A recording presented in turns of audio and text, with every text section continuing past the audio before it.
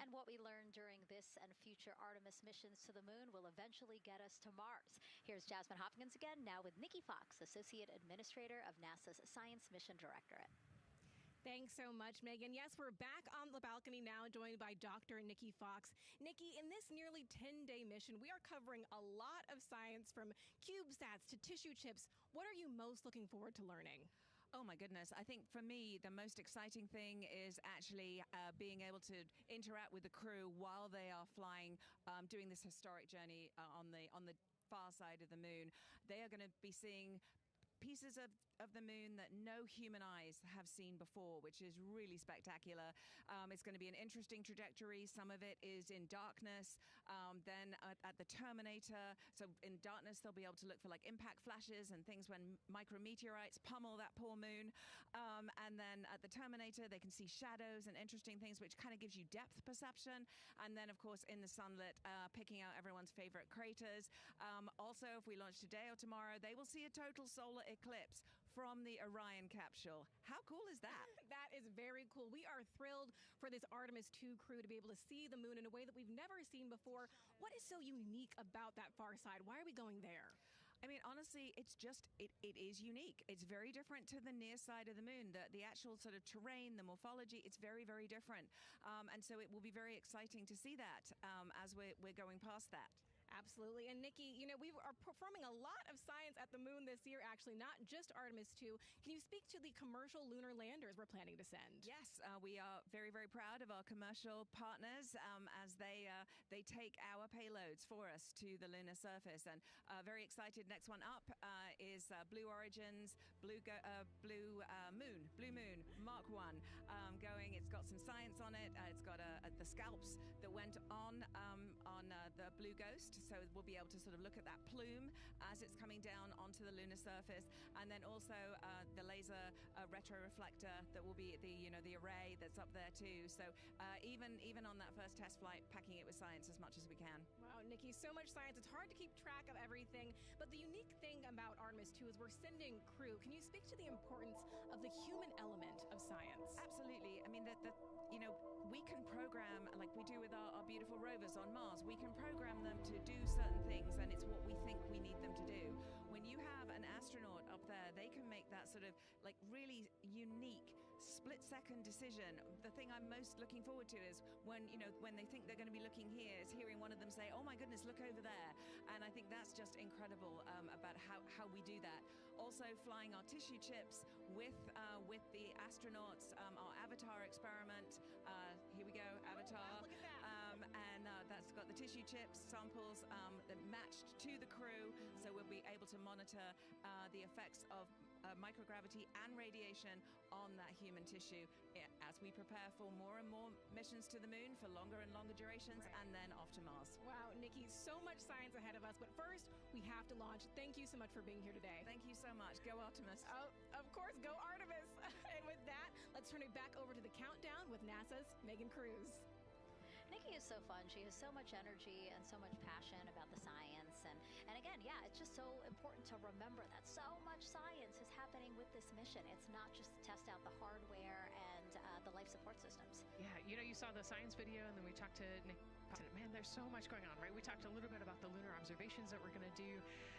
And then, she talked about, made a really great point about, the human eye can pick things out that, that a camera or a robot can't necessarily pick out. And so that's why we're sending humans, but also we're not just doing the lunar observations. The Avatar, that's a really cool experiment. They took blood samples from the crew, and then they used those stem cells to make bone marrow and create those little Avatar chips, which is so impressive. Feels like scientific, sci-fi movie stuff. Yeah. But, we're going to look at radiation. We're going to look at all sorts of different scientific experiments. We got the little CubeSats. We're going to go look at space weather. Lots going on. Yeah, even collecting some of the astronauts' saliva, you can learn a lot about the body through the saliva. So just really a lot in a small amount of time in a small capsule. Yeah, it's scientific discovery. That's why we go back to the moon. Yeah. And so again, her energy just so oh my God, I can't find the words. So Wonderful. Awesome. I don't know why I couldn't find the word. So anyway, yeah, just really, again, thank you, Dr. Nikki Fox and Jasmine. And so, Nicole, what about answering more questions? Let's do it. Okay, great. First one, what was the word I was trying to get at? No, I'm kidding. Let's have the first question up on the screen now.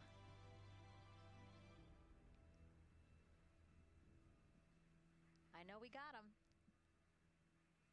I see him being asked. And CDR OTC Rhino Earth 1. Go. For your awareness, scrubber cycling is about to be restarted. Integrity copies.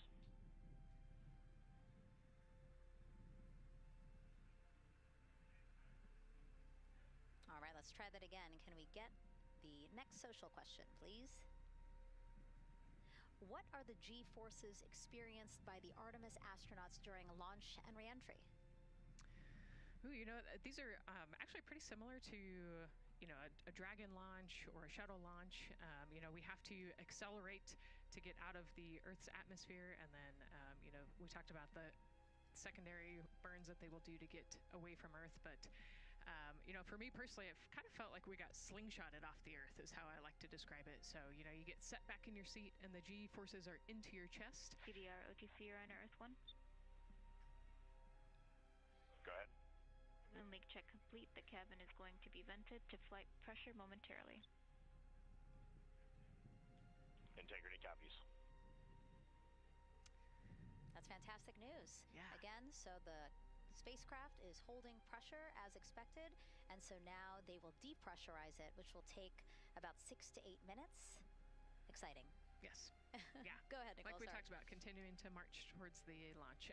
So the G-forces are into your chest, and it's kind of a slow build, and you can get all the way up to 4.5 Gs into the chest during the launch, and often they have to back off on the thrust a little bit so that you don't get too high in the G-forces, and especially as we go through kind of max Q or that max aerodynamic force, so as they get through the thicker parts of the atmosphere.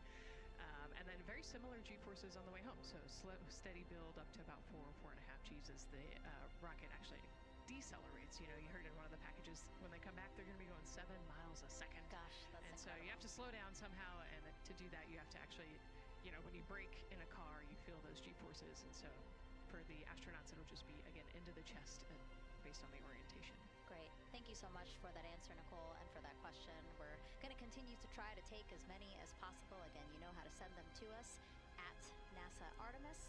But now we again have another question for you, for our audience. We want to know, what part of Artemis 2 are you most excited for? Liftoff, Earth views from Orion, lunar flyby, or splashdown? Tell us again on NASA's Instagram or Twitch accounts, and we'll share your answers a little later in the broadcast. That's a tough one. I don't know what my answer would be. I know. I don't know either. I'm excited for it all, but that's a cop-out. All right, now let's head back over to Banana Creek. Again, the crowds there, really excited. People coming from all over the country, from around the world. Why don't we get another check with Leah Martin to see who she's caught up with now? Well, Megan, we were a little while ago talking to some students from around the globe. Today, we're actually talking to some local students who are from right here, locally Merritt Island in Titusville. We talk a lot about the Artemis generation and about the students who are going to become the next generation of dreamers, of engineers, of scientists and technologists. And I'm actually standing with a group of those students here today. ¿Qué pasa? ¿Qué pasa?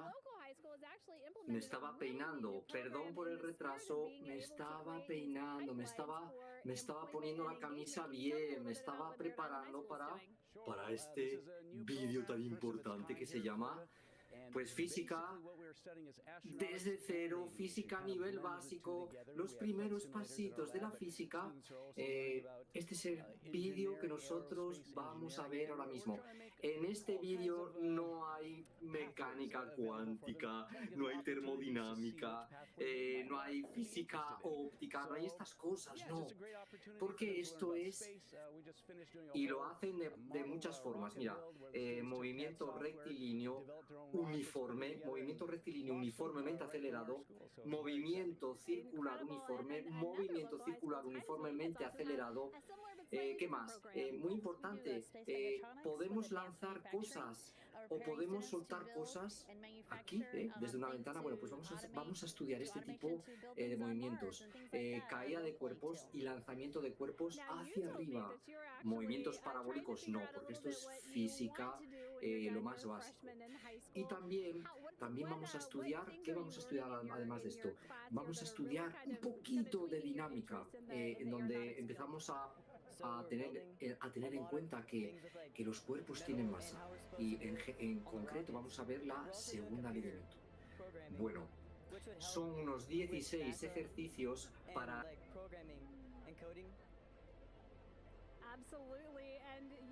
También vamos a estudiar un segundo.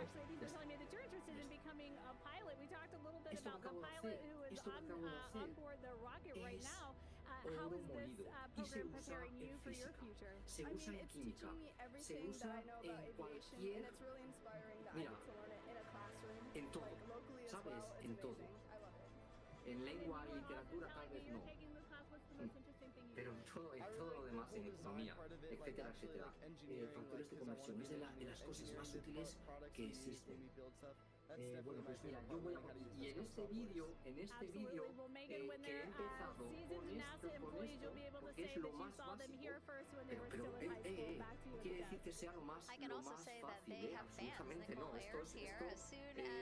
Mira, hay profesores en la universidad, te lo juro, que no usan esto, prefieren usar reglas de tres, y han llegado lejos. Apartado A. Voy a por el apartado B. Nos vamos a cansar de ver estas cosas, porque constantemente hay que hacer estos cambios en los primeros pasitos de la física. Venga, este era el primer apartado. He obtenido esto. ¿Cuánto? Pues 13,9 metros segundo. Vale, ya está. Y ahora vamos a por otra cosa. La otra cosa es el apartado B, que había que expresar 50 kilómetros hora en centímetros minuto. Centímetros minuto. Dejo el Thanks so much, Megan. Yeah, we're honored to welcome Dr. Lori Glaze to the balcony now. Lori, this is our very first time having crew on an Artemis mission. How does that feel, and how does that change our overall approach to the mission?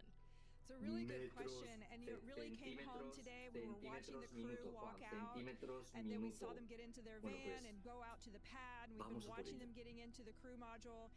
And so we've really put an enormous amount of rigor into assuring the safety of our crew. One of the most important things on this mission, different from Artemis 1, is we now have environmental controls and life support systems. One of the most important things we're going to do on this mission is test those out and make sure that we can keep our crew healthy and safe throughout their mission. We also on this mission have an activated launch abort system, which we had the system for Artemis 1, but it wasn't active. But we definitely have that active on this mission. We want the ability, again, if something goes wrong, to be able to have that ability to abort and get them back to the ground, again, safe.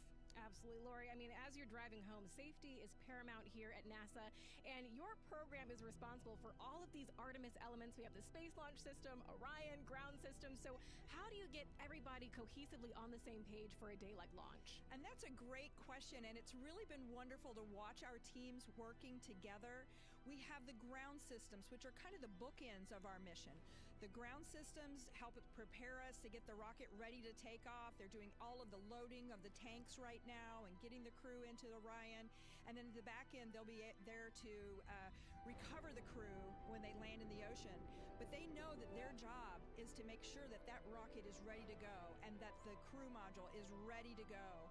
And then the rocket itself, the space launch systems, they know that their job is to deliver the crew module to the right point in space so that they can conduct their mission.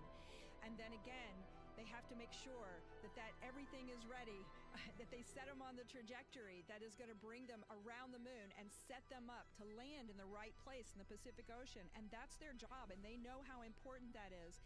And they have to work closely with Orion, which again, they also have to work with all the other teams to make sure that everything's working together. And then on top of that, our flight operations teams, all the people on the ground, they're all working together. They know this mission doesn't work unless every single part of the mission works. Right. Lori, there are so many things that have to work together today. We can't wait to see what happens next. Thank you so much for being here. My pleasure. Thank you. Of course. And with that, let's take it back to the countdown with NASA's Megan Cruz. Yeah, and speaking of the countdown, 1 hour, 59 minutes, and counting until the opening of our 2-hour launch window at 6:24 p.m. Eastern Time. This is a shot of Jetty Park. It's a nearby popular viewing location of rocket launches, and it is so great to see how many people are here. I mean, this is a Wednesday. Like, people had to take time off of school and off of work, but it's something that they felt like they wanted to do, to be here. Yeah, you know, I think just based on the chatter on the airplane ride yesterday, half of my airplane ride Oh, no here way, was really? they were coming to see the launch. You know, everybody's excited and traveling from all over the world to come see this launch. And it really is a great day. We had some sprinkles here in the crowd, but for the most part, I mean, it's just a beautiful day to witness history. It is, yeah, you know, a little bit of sprinkles, but for the most part, the clouds are staying away, and you can see the blue sky behind us, so hoping for good weather in a couple hours. Absolutely. And so Dr. Lori Glaze mentioned what we learned from the Artemis 2 mission helps pave the way to sustained human presence on the lunar surface. So what are the objectives of this mission to eventually accomplish that? Let's check in with Gary in Mission Control for more. Thank you, Megan. Yes, the Ascent teams are here in Mission Control Houston, working through their steps to prepare for a go for launch.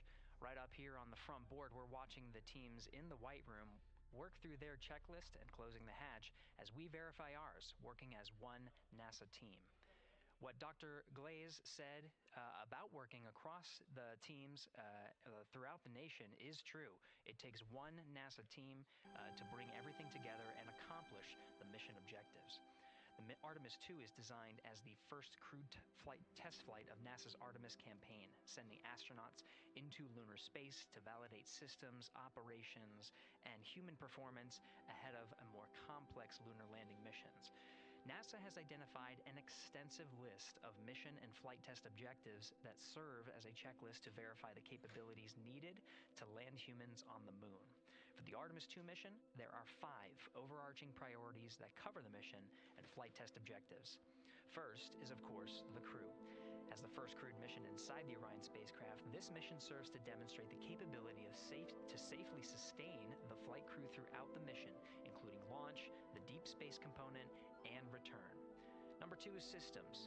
This mission brings it all together to validate the performance of all ground and flight systems needed for a long-term lunar campaign, from launch infrastructure to spacecraft operations in deep space.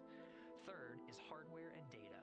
We'll be gathering performance data as much as possible over the deep space network, but we also aim to retrieve onboard data and hardware after splashdown to gather additional insight and improve future Artemis missions. Fourth is emergency operations. The crew and flight control team will be testing emergency systems such as abort procedures, rescue operations, and contingency responses.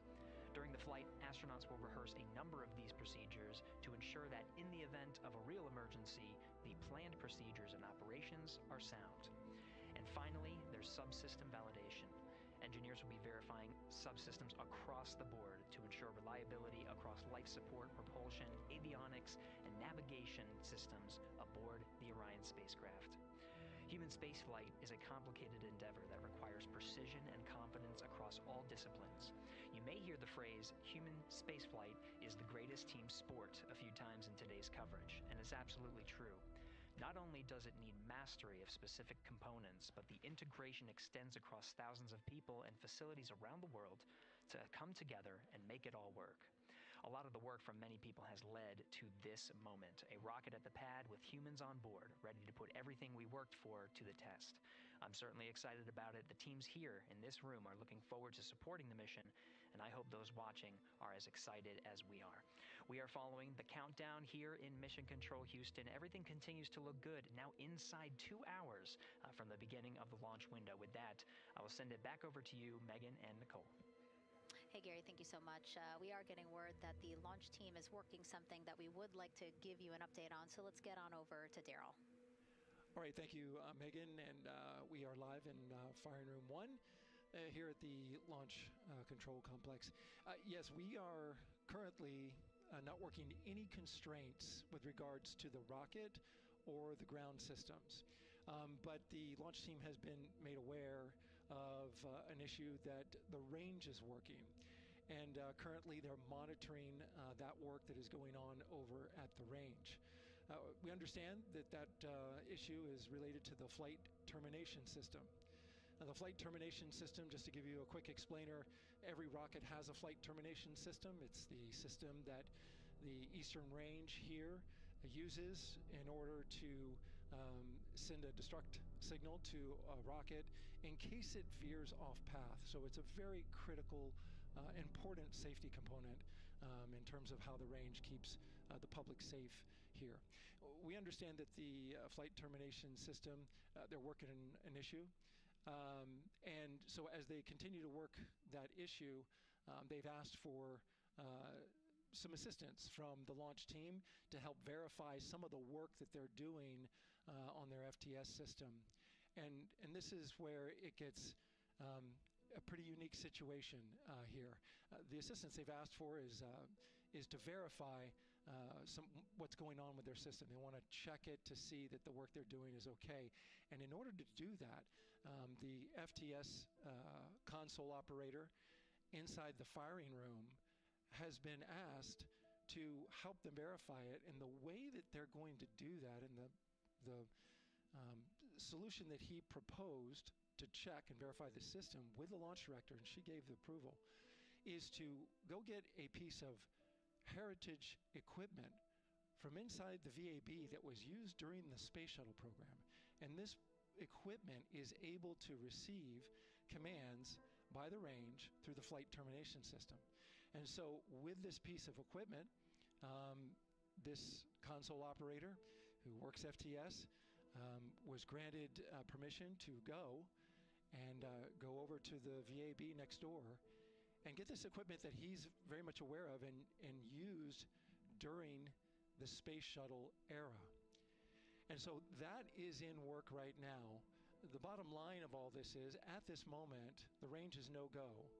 But that is not stopping us from moving forward in the countdown. We can continue to process and work the countdown. The closeout crew will continue to do their work, and the launch team will continue to do their work as well. But we'll keep you updated on what happens in regards to, as far as my understanding goes, a pretty unique situation here with trying to bring resolution and kind of help out the situation that we're seeing at the range right now. And that's the latest here from the firing room. We'll send it back to Megan and Nicole out the host desk. Thank you, Daryl. Yes, very unique, but I think it speaks to the ingenuity of this team, right? To say, hey, we have this equipment at the VAB. Why don't we leverage it to try to solve this issue and work it? Yeah, what a great example of human creativity, right? We know this thing exists. Let's go solve this problem. We have time, like Daryl said, we're going to continue to march down the countdown. So we'll continue to get the rocket and the crew ready, but we still have that 2-hour window. So in the meantime, let's try to figure out what's happening with the range. And speaking of the range, what is the range for people who might not watch rocket launches with us often? Sure, yeah. So anytime that you launch a rocket, you have to clear the airspace, right, in the launch corridor. So where the rocket's flight path is going to go, you have to make sure that that whole airspace is clear. And so that we actually have assets, the Space Force helps us out with this one, but we want to make sure that there aren't airplanes in the way and there aren't other, maritime assets in the way or things like that. So that there's a whole group of people. We talked to, actually, Gary said it great, right? It's it's a huge team sport, and so there's a whole group here on the ground that is monitoring that launch corridor to make sure it's clear and ready to go. And so if they're having issues, then we definitely can't launch this rocket. We don't want to launch blind into a corridor that we can't see. Yeah, because as Daryl said, I mean, it is very important, the flight termination system, needing to activate it in case of an emergency. So yes, something that we will closely be monitoring throughout the countdown, and hopefully again won't be an issue, that they can fix this issue by going to the heritage hardware that's in the vehicle assembly building. Right, what a great idea. Okay, so again, under 2 hours from the opening of our 2-hour launch window, 6:24 p.m. Eastern Time. The crew, as you can see there, inside of Orion, relaxing, getting updates from the team, but also just getting in the right headspace for hopefully launch today. Let's learn a little more about each of them now. The moon, to me, it's the thing that connects me together with all the other humans in my life. I remember being a little kid lying in bed at night and just looking out at the moon in whatever phase it was in, and I was thinking, man, my friends that live like 20 miles away, they can probably look out and see that same exact moon. And then when I was in the Navy and I would look out at the moon, and I'd be halfway around the planet, I would think, man, my brother can see that moon where he is, and he's halfway around the planet from where I am. To me, it's a connection of life on Earth. We can all look up and see that moon, and it's always changing. The moon is never the same 2 days in a row. I love that. My name is Reed Wiseman. I'm the commander of NASA's Artemis 2 mission around the moon. I grew up in a little town just north of Baltimore, Maryland, about 20 miles north of the city. There was a National Guard base nearby my house, and there were A-10 aircraft that would fly over every now and then. I just would look up at them and be like, man, I want to be up there. I want to go do that. And then my brother went to the Naval Academy, and I would go every year and watch the Blue Angels fly during commencement. And that just started to grow and grow and grow. For a while, I wanted to join the Air Force, and then I realized Navy flies as well, and they fly from ships in the middle of the ocean. And that was it, like, done deal for me. That is exactly what I wanted to do for my career. Flying is freedom to me, especially when you're in a jet aircraft coming off of an aircraft carrier in the middle of the Pacific Ocean. Nearest land is over 1,500 miles away. So when you come off of that aircraft carrier, you are truly just alone with yourself out there. It is a magical experience to be out there all by yourself in an aircraft over the Pacific. Just it's free.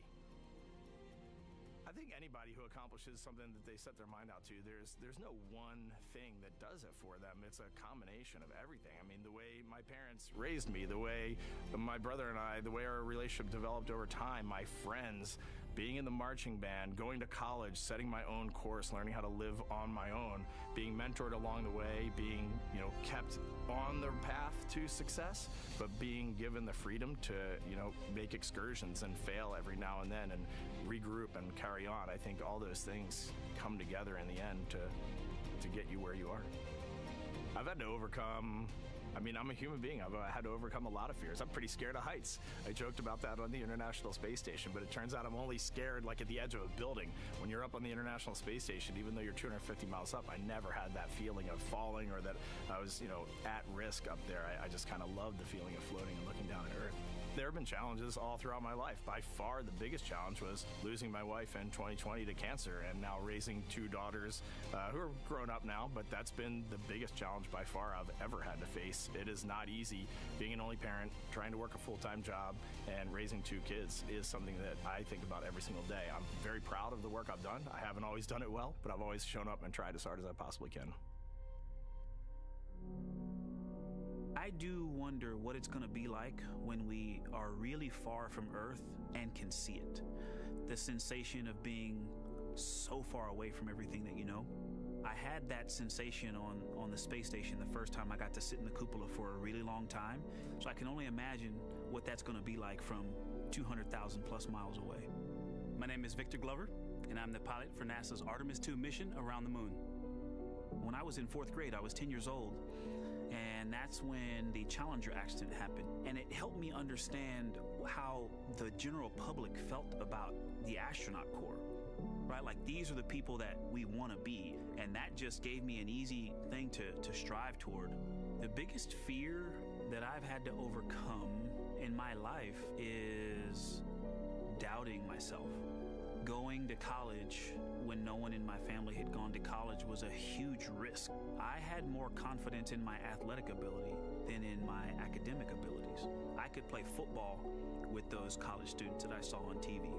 But my classmates that I saw in the lab and around the University Union, I didn't know if I had what they had. I think addressing that self-doubt was a part of, swinging for the fence and trying to go get an engineering degree, not just go to college, but get an engineering degree and then go do something challenging and technical like flying. Apollo is known for sending humans to the moon. Artemis has an opportunity to continue the Apollo story, but I actually think it's important for this story to stand on its own. Artemis is a new program, and we're trying to do new things. And it's great to compare and contrast. When you look at our spaceship, you can see parts that were designed, built, and integrated in another country. When you look at our crew, you see that our crew is international. There are also men and women. And I just think that comparing and contrasting makes the story even richer. The piloting role specifically, I will have an hour and a half or so where I get to fly the spacecraft by hand. We haven't flown that many spaceships. And so the ability to fly one actually in space on a test mission is just a really unique opportunity. I can't tell you how I'm going to feel when we fly by the moon and see the moon up close and the Earth from 250,000 miles away, but I don't use the word excited because I'm focused. What we do, this is very serious and it's very risky, and we are all intimately familiar with that risk. And so if we go out there and we're successful and we can pass that baton on to Artemis 3, that's something to really be excited about. I tell a story, which is one that my dad told me before the Apollo missions, and he was just a very little boy. He was looking up at the moon with his mom, and his mom said to him, "Don't worry, Ronnie, we'll never get there." Fast forward maybe 70 years later, it's his daughter that's actually going there. And I think that long arc is something that we can all learn from. The idea that the seemingly impossible becomes possible if you just believe in it and are willing to work hard and come together to achieve it. My name is Christina Cook, and I'm a mission specialist for NASA's Artemis 2 mission around the moon. When I look back at my dreams as a kid, I definitely never thought I would actually get here. I was very pragmatic. Even though I'm a dreamer, I knew that the odds were way against me again, so I might as well do something I'm loving in the meantime. I definitely loved science and math in school and, did pretty well in those things, but I also loved being active. I was always outside. I loved things that made me feel small. I loved looking at the night sky, oftentimes between the pine tree branches, or I loved the ocean. North Carolina also has mountains, and when we go there, I just loved the vastness of all of those things. I loved how they made me feel and what they made me think about, and the vastness of the universe and how much out there was to learn. I'm drawn to exploring. I'm drawn to challenges that involve both mental and physical, and I'd much rather be solving problems wearing a whole lot of equipment and in a harsh environment, and that's just something I've carried with me ever since I was a kid. Thinking about the fears or challenges that I've had to overcome, there are just so many. I mean, basically, that has been the journey. I always say to people, do what scares you, and that means I have to follow my own advice. So doing what scares me meant getting on a plane and going to the Antarctic, getting on a plane and going to study abroad in Ghana, applying to become an astronaut, opening the EVA hatch in the airlock and going out of it into the darkness, strapping myself onto a rocket. And so for me, I think that no matter what the challenge, recognizing that if people believe in you and you believe they believe in you, the challenges seem always a little bit easier. To me, the moon, it represents history. It is a witness plate. Everything that's ever happened to the moon is still written on the moon. Every single person has looked at the moon their entire lives. We see the same moon. That's something really special. It's just the epitome of a symbol of something that's in each of our hearts, but that's also represents exploration and reaching. I have this very distinct memory of seeing an image of an astronaut standing on the moon. It's burnt in my brain because I went back to it so many times in my childhood, and I would look at that image, and I know it had a huge impact on me that humans had walked on the moon. My name is Colonel Jeremy Hansen. I'm an astronaut with the Canadian Space Agency, and I'm a mission specialist on NASA's Artemis II mission around the moon. My elementary school years, I grew up on a farm outside of London, Ontario. I spent as much time as I could with my dad on the farm. I learned the value of hard work, for example. If I wanted to go to work with Dad, it was going to be a long day, and I was going to have to not complain, or I wasn't going to get to go the next day. I had a treehouse. I had a vivid imagination, and I changed my treehouse into a spaceship. I made all these dials and controls. I had circuit breakers for switches that I found in the barn, and I was exploring space in my imagination. The most important thing I did to get to where I wanted to go in life, which was flying fighter jets and eventually becoming an astronaut, is I shared those desires with other people. And it turns out, just like you don't go to the moon on your own, if you could, I would have done it a long time ago in my treehouse as a kid. You have to go as a team. I think the biggest impediment to achieving my goals was, of course, myself. And I think that's a common human experience. There are many times where just little things would get in my way, and my immediate interpretation of that was, well, now that goal's out the window. You know, people must have lifted me back up, and somewhere in the back of my head, that persistence came through. And I think that's a common human experience, to doubt ourselves. I've come to this, I guess, realization that I believe that we all have gifts to contribute, and the goal is to figure out how to use your energy towards adding positively to humanity's existence on this planet. But I love it when humanity sets big goals, like sending humans to the surface of the moon with an eye to eventually going to Mars, because when we do that, we can bring together genius from not just even in one country, but around the world. I've also learned from my indigenous mentors that they refer to the moon as Grandmother Moon. So you've probably heard of Mother Earth. They use Grandmother Moon because Grandmother Moon is responsible for the water in their community, just like the moon moves the water around the planet, affects the tides. And I think that's a really beautiful thing for us as we go back to the moon, to think about all the different cultures around the world and how they view the moon differently. And that's really neat because we all share that same moon in the night sky.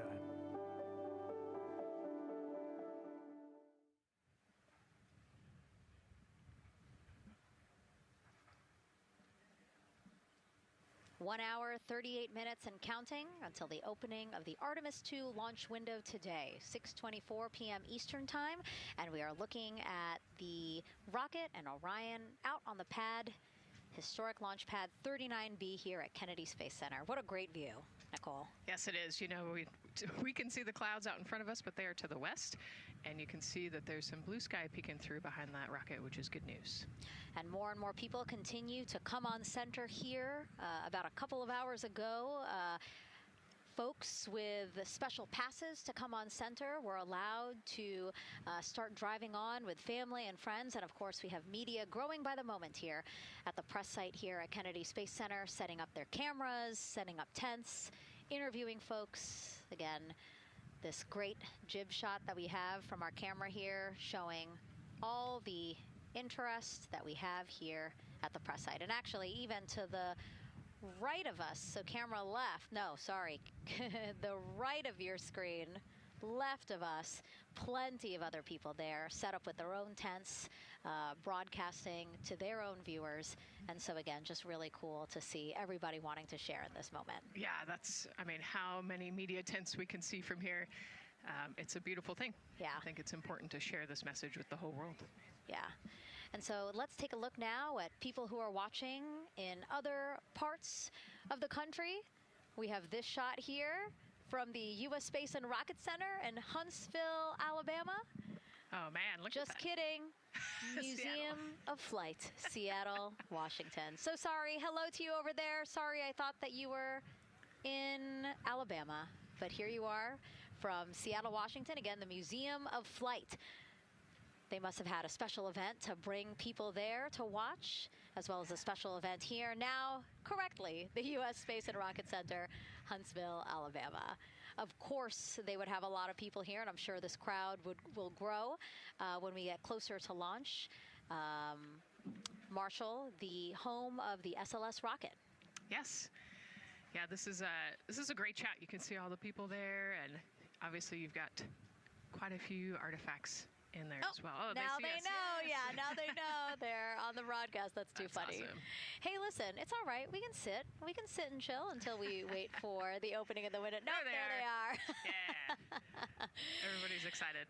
Thank you guys for Love it. showing us your excitement. I know deep down it was in there. It's just that you felt like sitting at the moment, and that's all right. There's a little delay. Yeah, that's all right. Well, thanks so much to those supporting these watch parties and bringing them to us live here. Actually, our video paths are taking quite a circuitous route to be able to bring those live views in from Seattle as well as Alabama, but we're glad that we can be able to share it with you in the broadcast now. And so why are we going to the moon? Why does NASA want to build a moon base there? Here's Megan Carter again with our moon board.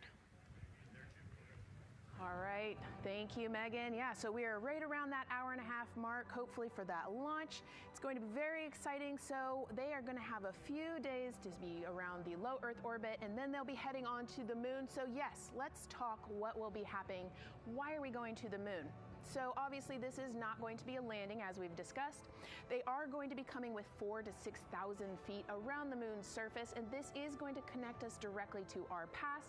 Those Apollo missions did have 6 lunar landings, and the Artemis campaign is looking to build on that past by going back to the moon, staying longer, and then going farther. So how are we going to do that, and why? We have obviously talked a little bit about that lunar South Pole, and we are focused specifically on the far side of the moon for this one for a specific reason. You might have guessed we're going to be looking for some resources especially, and that's going to be water or water ice. That is going to be giving us some really critical pieces for future missions. And as you can see here, we have identified 9 potential landing zones. So this is going to be a critical objective for our crew. Depending on when they launch, it will determine what is going to be visible, but we do have these 9 landing zones right here around the Shackleton crater. And as you can see here, a lot of that area is deep and dark, and that is where we are going to be looking for that water ice, because that is obviously going to give us not just water to drink, but as we know, that can actually be converted into our propellant potentially, that hydrogen and oxygen. So that is going to make the moon a critical place for that moon base, because we want to think of it essentially as a backpacking trip. If you have your tent and your hiking boots and your camping stove and all your gear, you don't want to take that out and be on the trail for the first day and then try everything out. You're going to test things out a little bit closer to home before you go out on that adventure. And that kind of goes for us as well. So the moon is going to be critical for us in the future steps towards our lunar landings, and then also for going farther on to Mars in the future. It's going to set us up for that deep space exploration, and we can't wait to see what they see once they get to that flyby. But for now, we are, like I said, getting closer. So I'm going to turn it back over to you, Megan. Exciting stuff. Again, the idea of accomplishing a moon base, like as we've been saying, sometimes things just seem like science fiction, and it's amazing that we're making it science fact. Yes, yeah, we're going back. We're going to scout it out, and then on the future Artemis missions, we're going to put boots back on the moon for the first time in over half a century.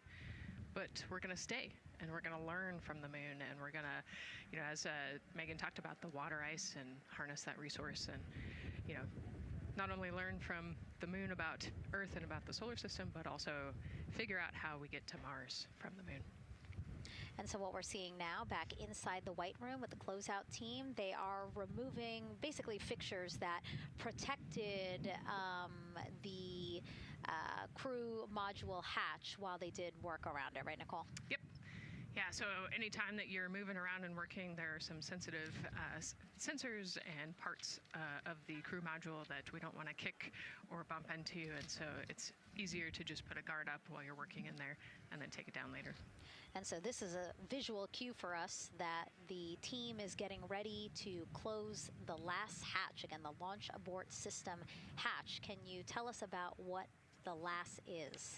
Yeah, so launch abort system, this is, we have the crew module, And then what sits out basically on top of the crew module is the launch abort system, and it has its own motors, so that we'll arm it about 5 minutes prior to launch, and then it stays with the crew module until about the Kármán line, so that 100-kilometer point in space.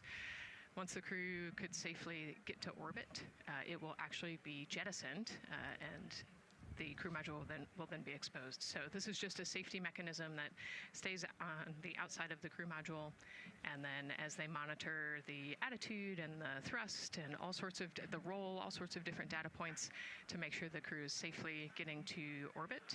And once they are safely to orbit, then we will get rid of that launch abort system. And it looks like they're putting all these parts that they're removing from around the crew module hatch into a bag, because they have to take this out with them once they leave the pad, right? Yes, yeah, we don't want anything left up there in the white room, and especially because that crew access arm will move away from the capsule and the rocket, and so we want an empty white room, no FOD like we talked about, so that we can have a safe launch.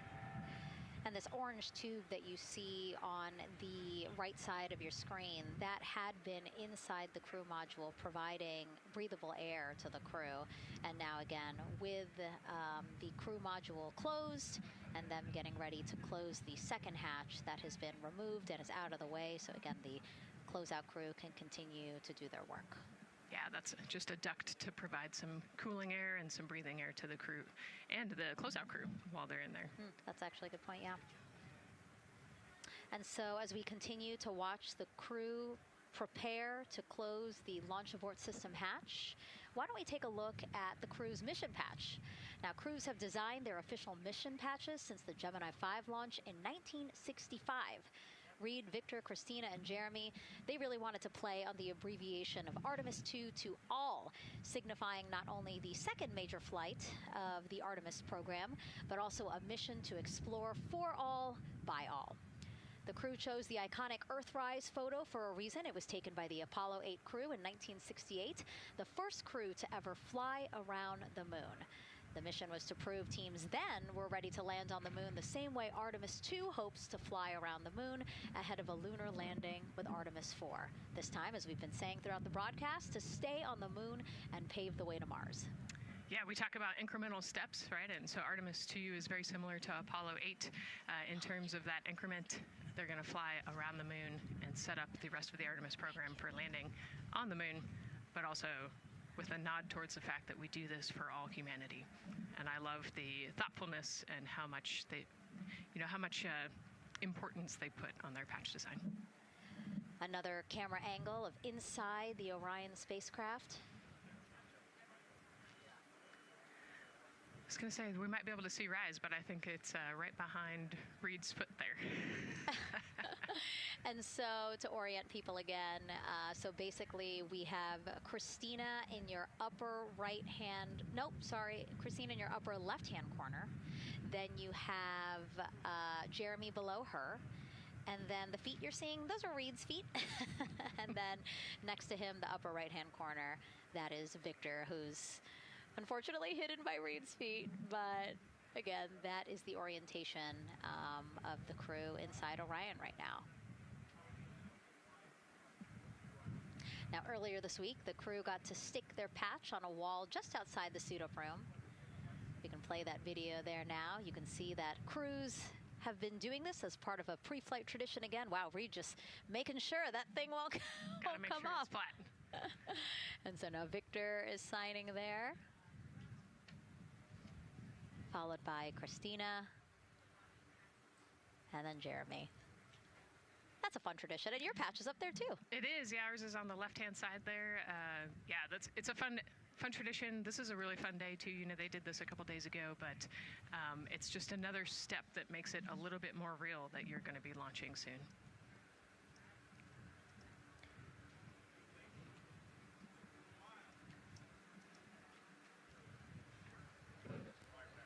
Again, we talked a little bit about this before. The basically like a computer there on Jeremy's leg. a way for him to just check out the data, see some of the data that also Reed and Victor are getting to see, but in those much bigger displays for Orion. Right, yeah, it's basically a tablet on his leg, and it's actually plugged into a cord nearby that allows him to have a screen repeater so he can see what they're looking at. And it looks like he's taking notes. Can you talk a little bit about what that is? It's part of, all of them have like a little procedural book, right? Right, yeah, so they have what we call a knee board, and they'll have blank pages to take notes on. They might have a cue card or procedures, or they can be kind of custom built to what each crew member wants for their knee board. This mission, of course, built by people and companies in all 50 states, as we've been saying throughout the broadcast, and with our international partners as well. Let's take a look at some of the people playing such a big role in today's test flight. What we're doing here is a collaborative effort of hundreds of thousands of people. This is about the parts, the hardware, the software, the services, all coming together to make that mission possible. My dream for this space program is that we would not just push the boundaries, but that we push them together. And liftoff of Artemis 1. We rise together, back to the moon and beyond.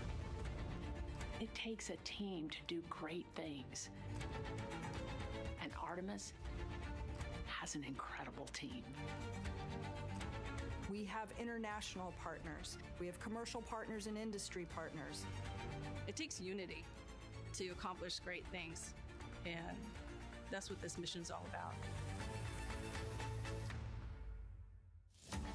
We're not sending our money to the moon and lighting it on fire. We're putting that money right back into the economy in ways that benefit everybody. So every dollar that comes out of the Treasury that goes to support this mission goes back into the Treasury 3 times. What is very important to me is that we do it the right way, and that we do it with our values, that our industries grow, that our communities grow, that our families are healthy and safe and have amazing things to work on. Then we're going to build machines to go even further onto Mars. That is our generation, the Artemis generation, that defines the starting point of our exploration future. I just want to say thank you to all of the hands that have touched a part of this program and the hearts that have moved everyone to this goal, because we're going to the moon and we're going beyond. One team. One team. One team. One dream. What I really like about that package is, again, just reminding people that this is spurring so many jobs across the country. Yeah, across the country and across the world, right? The whole world has a part of this. The Artemis Accords are signed by over 40, 50 different countries. And so, yeah, we're taking all of the taxpayers' money and we're putting it right back into the jobs here in the U.S.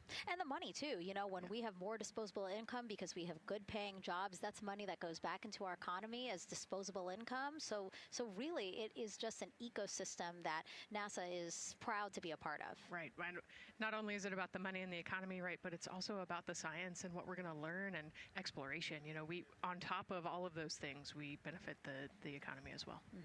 Obviously, Nicole is a wealth of knowledge. We're very lucky to have her. We're going to be tapping into that knowledge throughout the broadcast, and we have been for now close to 4 hours. So thank you, Nicole. I hope you're holding up okay. Yeah, I'm loving it out here. It's been great. Let's learn a little bit more about Nicole. Her first mission to space was actually last March. She launched from here at Kennedy Space Center as pilot of NASA's SpaceX Crew 10 mission to the International Space Station. And what a beautiful launch that was. She spent 148 days in space conducting science experiments that could benefit us on Earth.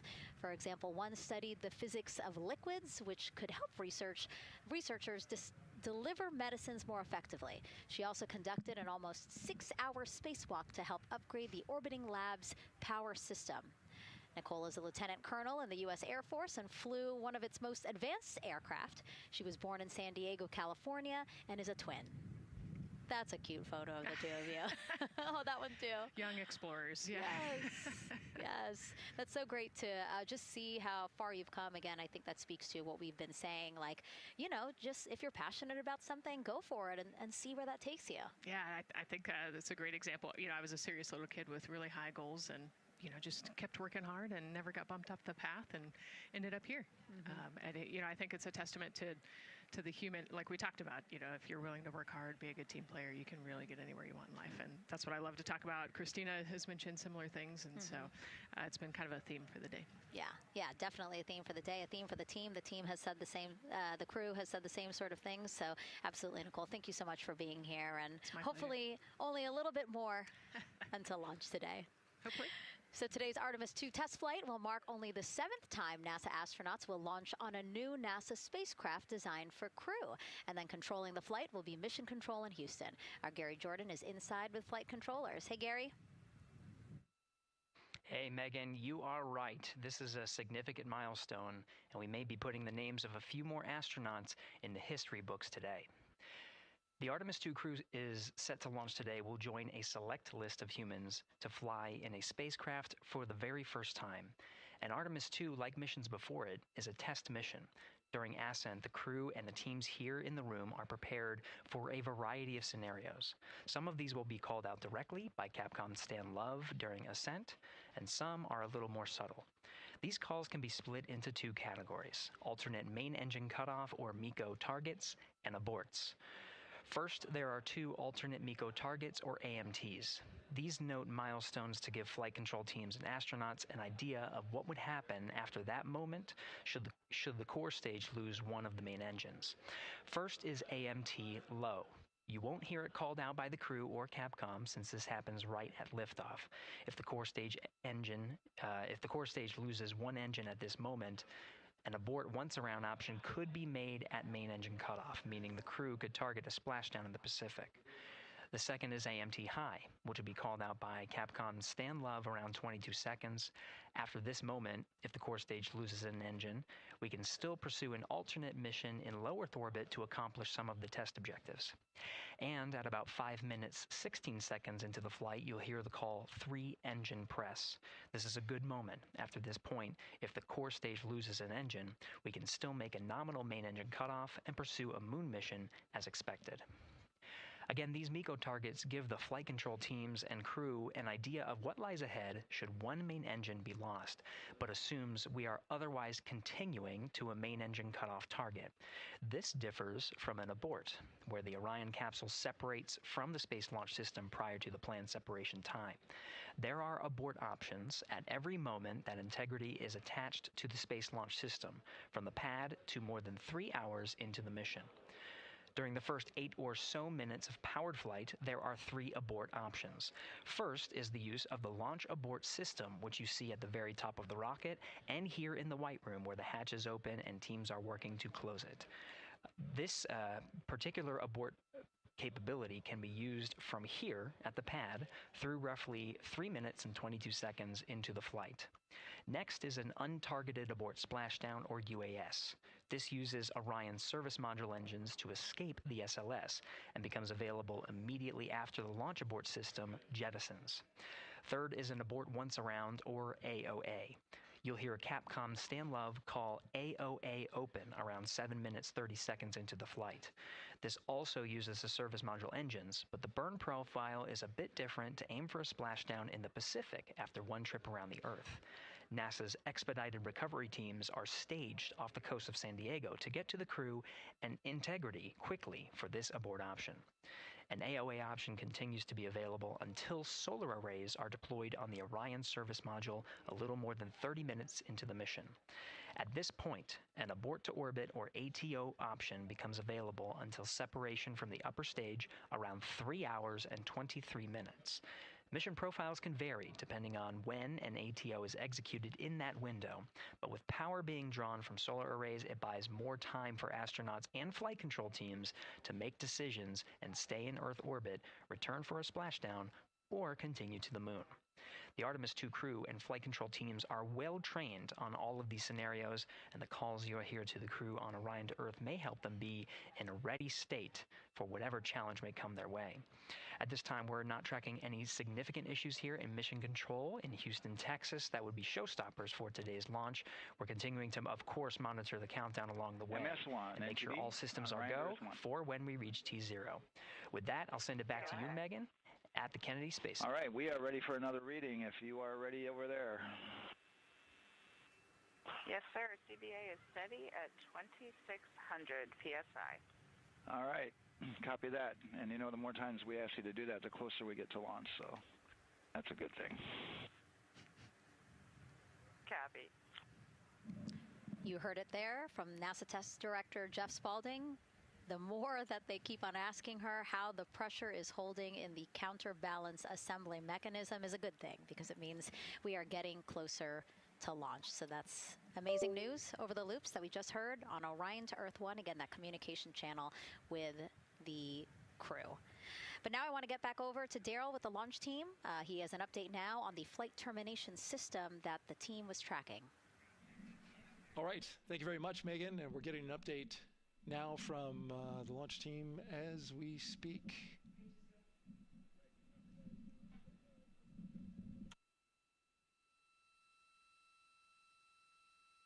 All right, stand by 1 second.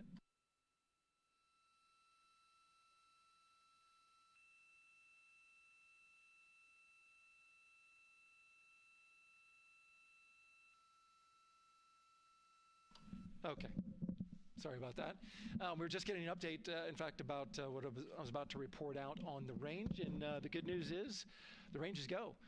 So we reported that they were working to verify their equipment regarding the FTS system.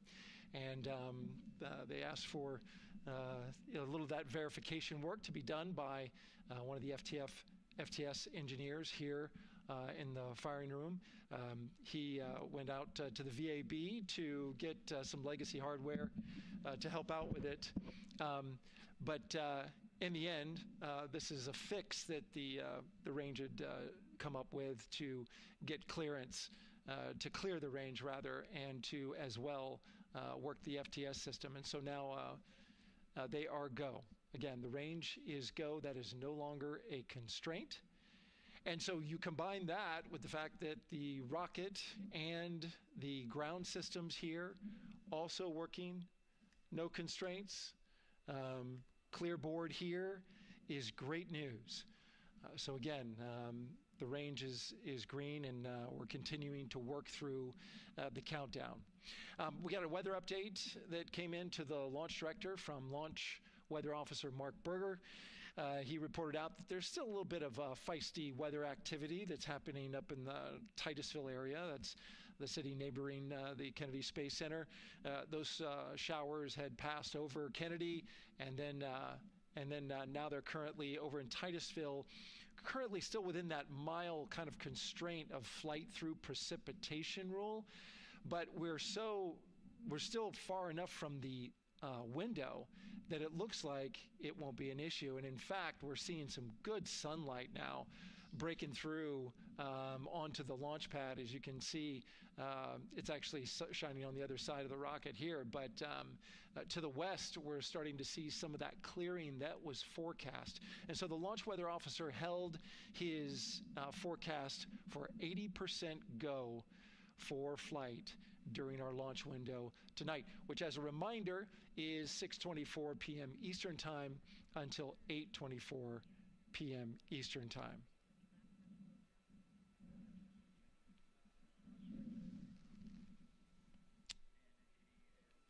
And we're also hearing that the last hatch closure, as you can see in the bottom corner of your screen, they're starting to work on that. That's the launch abort system hatch. There are two hatches, the crew hatch and the launch abort system hatch, and the closeout crew that you see right there, right on time with their work as they go to shut. And you can see it in motion right now, that launch abort system hatch. That's the latest from the firing room. We'll send it back to the host desk. Thank you so much, Daryl. Great news all around. And yes, we did just see them close the last hatch. And now we are looking at a live view of Banana Creek. Lots of people there, I'm sure, relieved to hear that that issue with the flight termination system has been resolved. And we are go for launch. Go for launch from the range, go for weather, and go from all of them, I would imagine. Yes, it's got to be exciting. The crowd is building. And as Daryl said, you can start to see the sun poking out here, and we can see all the clouds are moving north and moving away from us. So it's all good news. And so as we know, we have our Leah Martin down there at the Banana Creek viewing location, and she's standing by with some other guests. Hey, Megan, I don't know if you heard that huge cheer just now. If you heard a big rumble, as soon as Daryl said that the range was clear for launch, everybody clapped. It was super excited as we get to these final countdowns. Standing next to me, I have Hudson and Maddox, the son of brothers here. And I asked you a little bit earlier, how excited are you to be here for launch? What did you say? I'm very excited. It's our mom's birthday, and, you know, not a better way to celebrate right now. I asked you on a scale of 1 to 10, how excited are you? Would you say? 11. Yeah, 11. I'm very excited. Super excited. Yeah. So, Megan, we've been watching the launch broadcast here and hearing some of the questions that you and Nicole have been asking and answering. And I actually wanted to ask these two kids, if you could take a 10-day trip around the moon and take 3 people with you, who'd you take with you? Well, I'd take my dad and my mom. And I mean, I don't know. Probably my best friend. I'd just say one of my friends, you know. Oh, one of your friends. So brother got left out. Who would you take? That was just what I was thinking. My dad and my mom and my best friend. That's a pretty good answer. Your brother can get his own trip to space, right? Yeah. So I'm actually joined here also by Dad. Now, you were sharing with me that a lot of the work that you've been doing over the last several months has been prepping the launch teams, our engineering teams, our ground systems teams to get ready for launch, to be mindful and to be in this moment. How does it feel to be standing here knowing that the people you've worked so closely with are doing what they're passionate about, or doing what they were born to do, moments away from launching this rocket?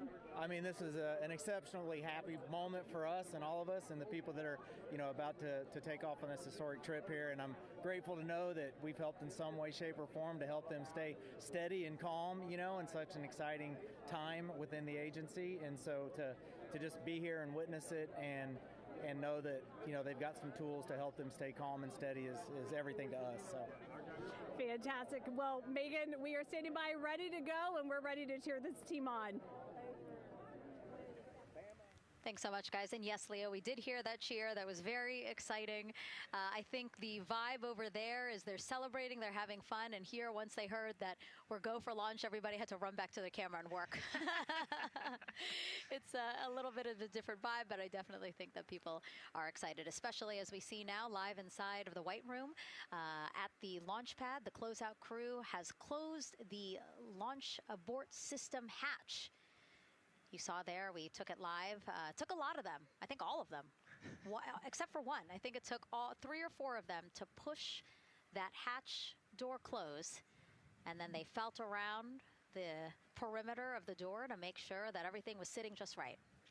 Right, yeah, we talked about how heavy the crew module hatch is. This hatch is just as heavy probably. And so, they're working the closure here and working those connections. And you can see, there's still 3, 4, 5 people that we can see in the White Room. It takes a lot of people to get these hatches closed and this rocket ready to launch. Mm-hmm. And so the next step in the countdown is that this team will start closing out the White Room. So basically disconnecting things, stowing things, making sure that when they leave, there is nothing that isn't supposed to be there.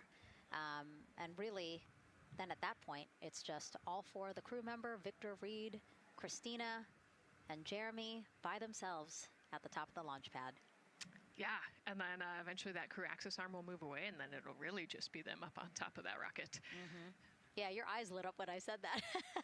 That's exciting. It is. It is. Yeah, we had a moment, we talked a little bit about my fear of heights, but most of our crew is afraid of heights. And so there was a moment where I realized that it was just us, 100 and some odd feet up and no way, no crew access arm. And may or may not have said something that made everybody go, huh. Were you wondering to yourself, how did I get here? We're pretty far up. That crew again bringing that drag-on camera. That camera is a handheld camera that is a live look for teams who are remotely watching these operations closely. Again, verifying that things are as they should be before the crew starts, the closeout crew starts leaving the white room. You see them checking their procedures. You can see they're covering the ends of those hoses. That's to protect those hoses from FOD. So we don't want any dirt or anything to get into those while we transport them and stow them. So you can see Andre there working to close out the hoses as well while they're cleaning up the white room. And so they'll tape that close. You just saw number 5. Number 5 holding some tools. Again, we'll stow those away. You have to account for everything. Obviously, you know, they did have tools out. They did have procedures, paper, notes out. Like all of that has to go. Yes, and you can even see on number 3's hat, he's got a string that's connected to his suit there. That's, again, just to make sure that we don't lose anything. If, you know, gust of wind or you get knocked or something, you don't want to lose a single thing in the white room. So everything is tethered, everything is accounted for, and everything is protected. The crew now, another live view of them inside Orion. Jeremy, Christina, and Reed and Victor on the right side of your screen. What do you think they're thinking right now, Nicole? Oh man, just over an hour to launch. You know, there's probably a little bit of a lull right now, monitoring some systems, but you can see Reed's got his feet crossed. So I think just trying to relax and, you know, pass the time by maybe thinking through the items that they're going to monitor through the launch, you know, the different jobs that each of them have throughout the launch. And once they get to orbit, you know, this first day on orbit is actually really busy for them. They've got, you know, 2 burns that they have to monitor. They've got to get the system set up, and they've got to get the cabin set up. So there's a lot going on in the next 24 hours for this crew. I think they've got a couple sections where they get to take a nap, but I don't think they get a full night's rest for quite some time. So, yeah, you know, going through what's next. And so as we say that, I mean, imagine what it would be like to live in a spacecraft for 10 days. Let's take a look at what life will be like in Orion. Artemis 2 is our first crewed mission back to the moon since the Apollo program. A lot of the focus of Artemis 2 is really checking out systems to be sure that we're ready and well positioned for continued human exploration. My name is Susan Baggerman, and I'm the Chief Health and Performance Officer for the Orion program and the Artemis 2 mission. And this is 10 Days in Orion.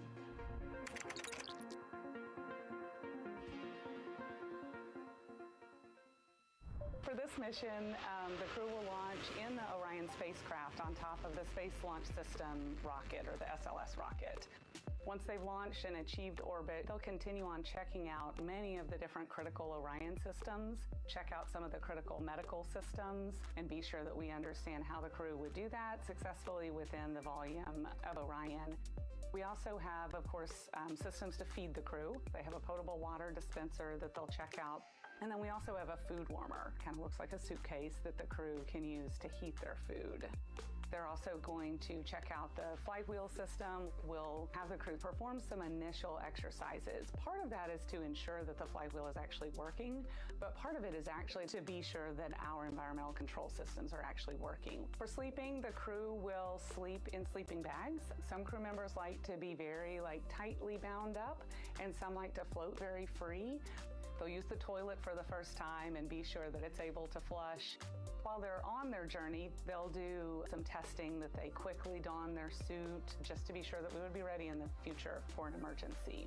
They'll also check out our radiation shelter. If we were to have a solar particle event, we would be asking them to take stowage out of the stowage bay and put it in some specific locations on the vehicle, basically for it to serve as shielding.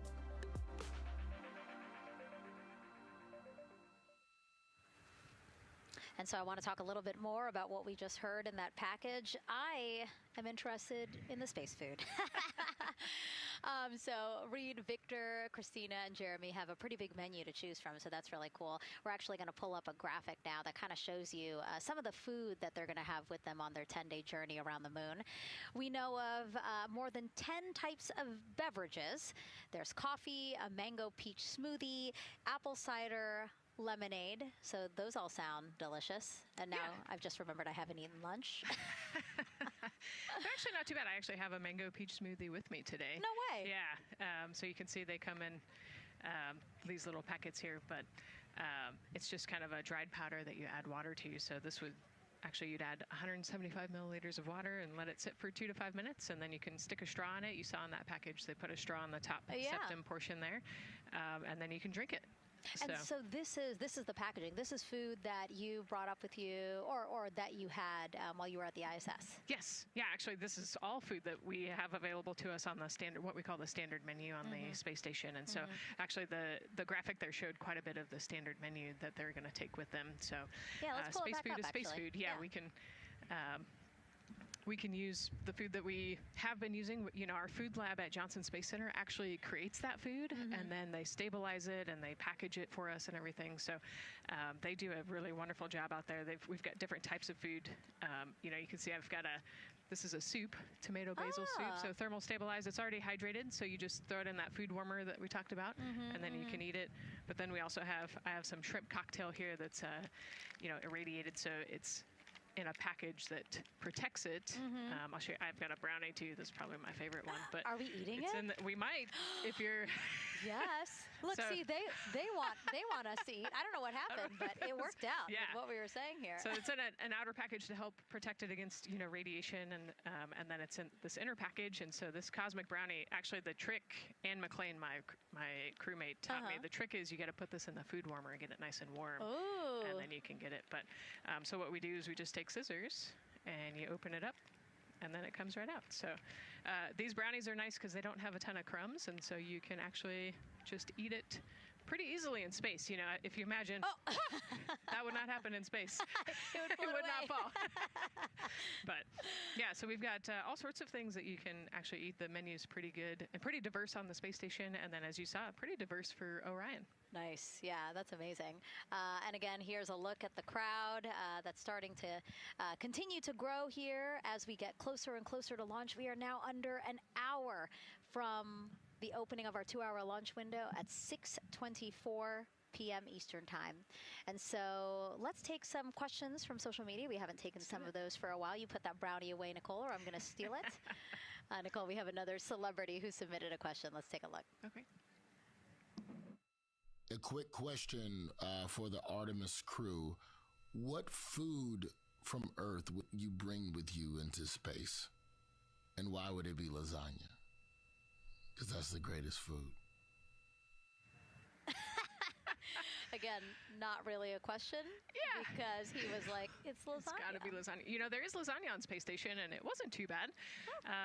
Probably not my favorite food of all, but yeah, lasagna's not a bad option. It's a high-calorie meal. If you're trying to, you know, carb load for a spacewalk or something, it's a great option. Yeah, I remember Christina saying that her favorite food on the menu, and actually, she was saying that she was getting in trouble because people kept on saying, you can't eat mac and cheese every day, Christina.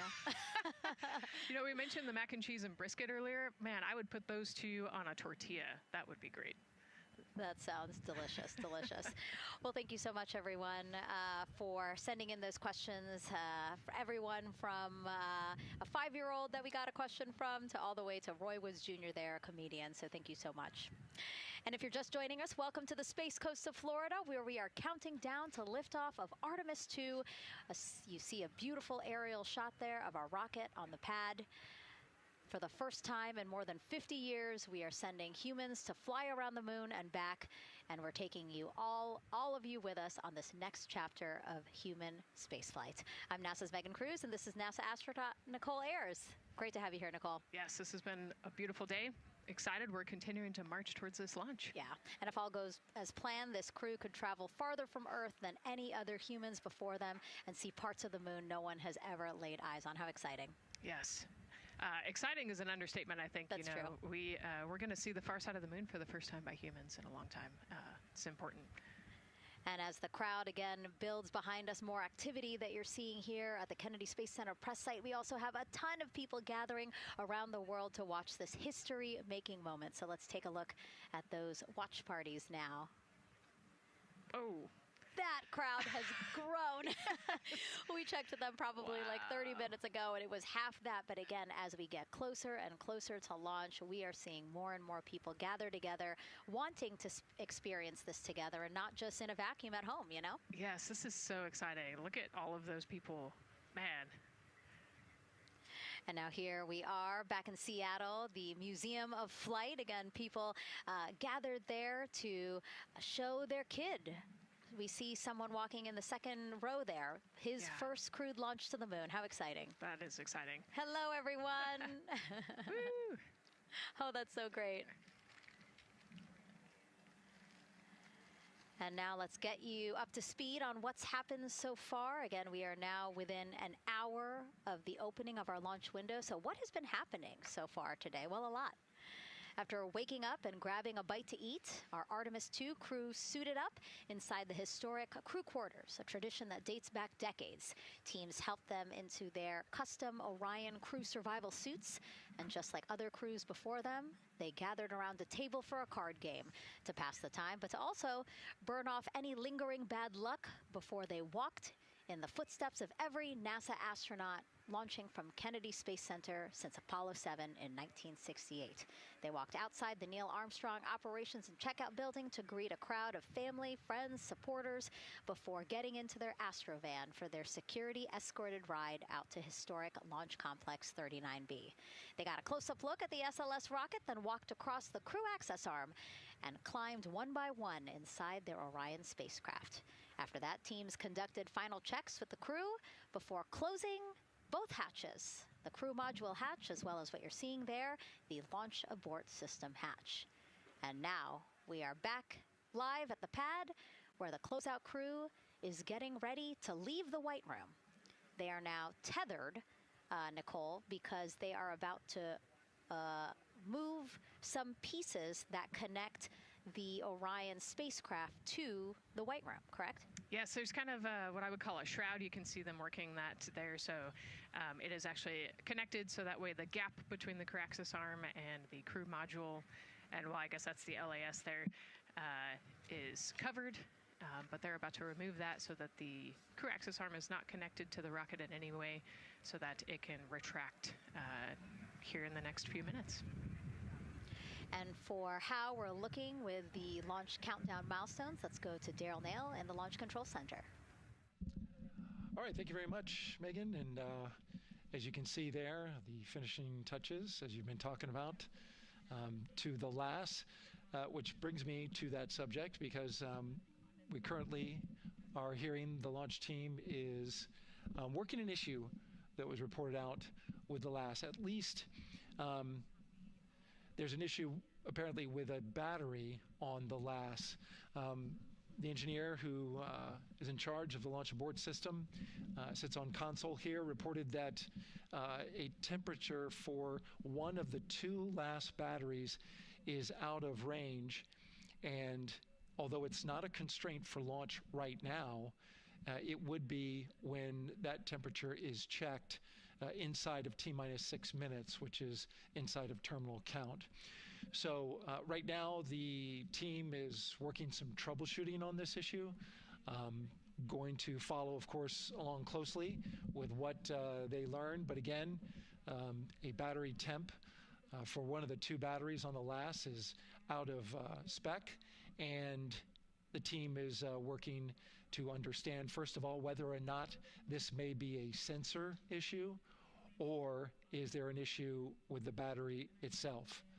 So again, looking into it, troubleshooting and researching as we speak. With regards to the weather, we did get some good news there. Launch Weather Officer Mark Berger reporting to the launch director that the weather chances have now improved for the window. We are up to 90% go, which is great news. Again, 90% go. That is up from the 80% that we started when we had the first weather forecasts come out officially 3 days ago. And so that is great. And for anybody who's here in the launch area knows that is certainly viewable. They can see that by just looking up. So we're getting some good clearing as forecast. And then just a reminder for those people who are watching the launch from the nearby area that if you're watching on an internet-enabled device, just remember that there may be a little bit of a delay. Can't tell you how much of a delay, but since it's on an internet device, sometimes this broadcast might be a little behind what you're actually seeing. So just keep that in mind as you are watching. Don't wait to the last second to run outside if you're inside your RV or your camper or your house. That's the latest here from the firing room. Of course, we'll keep track of that last battery issue. We'll send it back now to Megan and Nicole at the host desk. Two of them there had to be tethered to the inside of the white room, because obviously now we have detached the white room from the Orion spacecraft. Yes, that view is quite something. Yeah, spectacular. Yep. Oh, no, I'm sorry. I forgot. Nicole's scared of heights. An astronaut afraid of heights is actually not uncommon, as we've learned today. But yes, so obviously, again, things proceeding as we march closer to the opening of our 2-hour launch window at 6:24 p.m. Eastern Time. Again, the closeout crew just finishing up those last couple of things they have to do before leaving the white room and then leaving the pad, leaving only the 4 Artemis 2 crew members inside the spacecraft by themselves at the pad. Yeah, and then we'll be curious to follow the battery issue on the last as well. I think sometimes it's just a sensor issue, sometimes it's a battery issue. So hopefully they figure that out quickly. Mm-hmm. And so if we can take a shot of the crew inside the capsule, if one's available, why don't we talk a little bit more about each of them? So we have Artemis 2 Commander Reed Wiseman, Baltimore native, and he's actually, you see his feet in that shot there from inside Orion. He's been in space once before as flight engineer for Expedition 41 aboard the International Space Station from May through November 2014. During the 165-day mission, Reed and his crewmates completed more than 300 science experiments in areas like human physiology, medicine, physical science, earth science, as well as astrophysics. They actually set a milestone for station science by completing a record 82 research hours in a single week.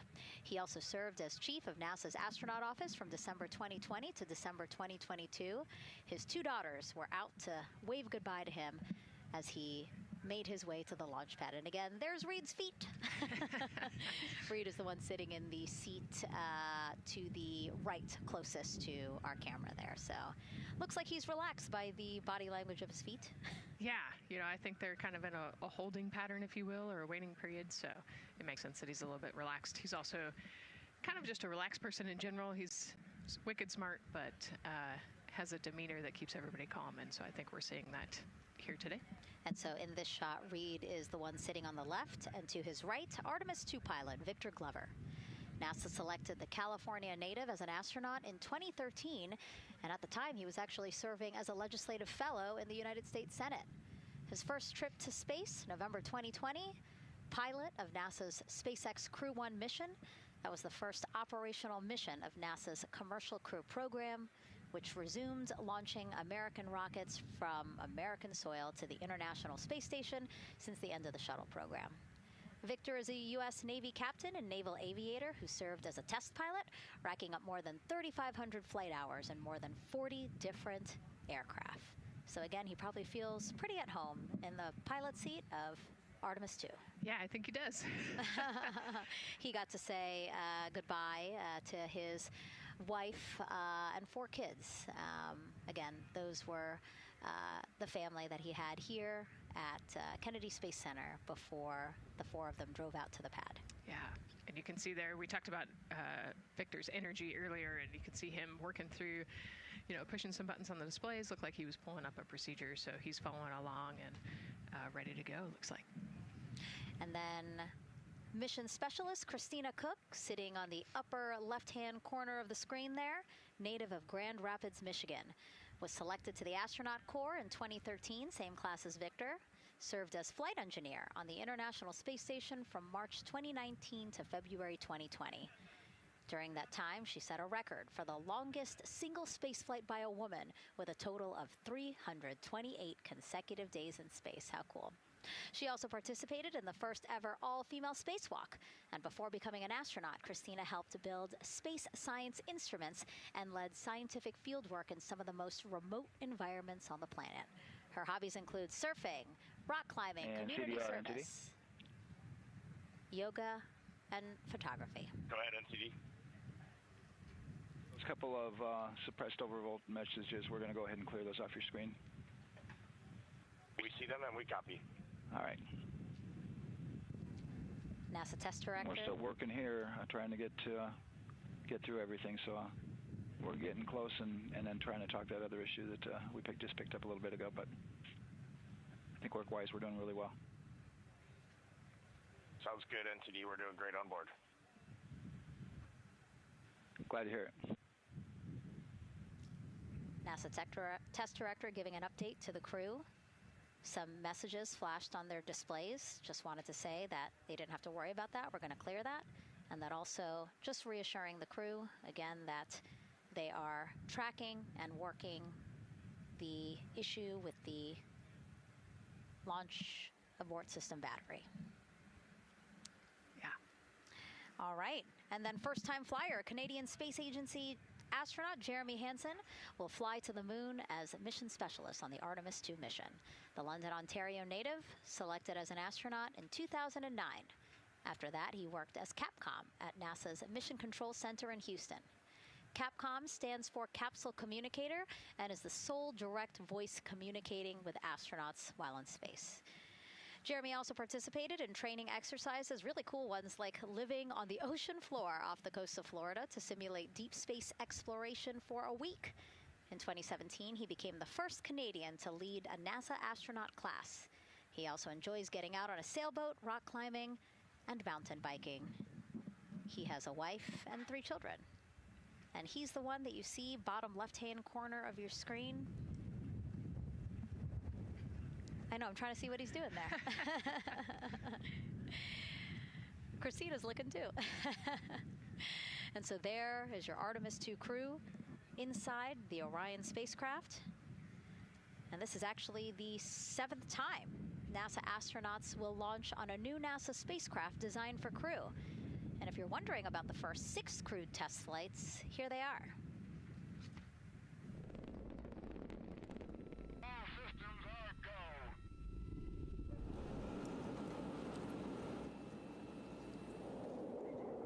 Gemini 3, Gus Grissom, John Young, March 23, 1965.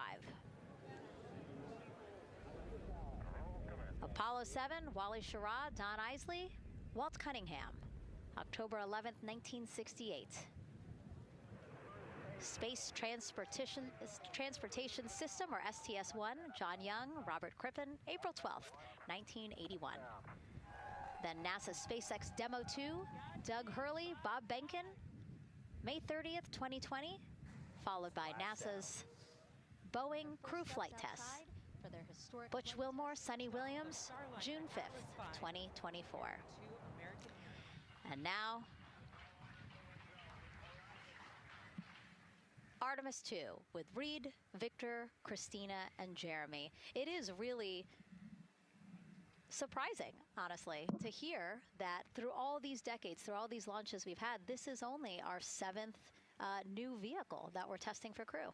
Yeah, you know, we have so many different missions that we think about and we talk about, but really 7 vehicles that we've tested and that we're flying. You know, I like to think of spaceflight really as a permanent test, right? We have, you know, hundreds of missions or so. You know, an airplane that gets tested and then flown has thousands of data points. And so really spaceflight is always going to be in the test field.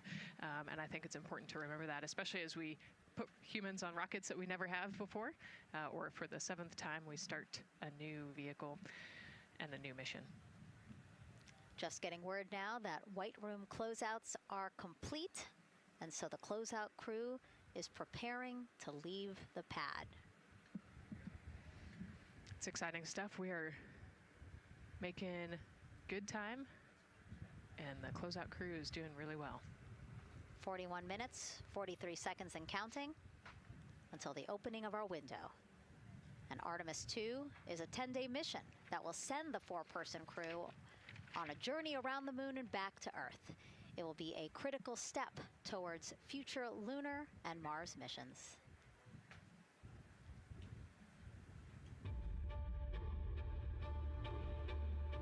We're going back to the moon because it's the next step in our journey to Mars.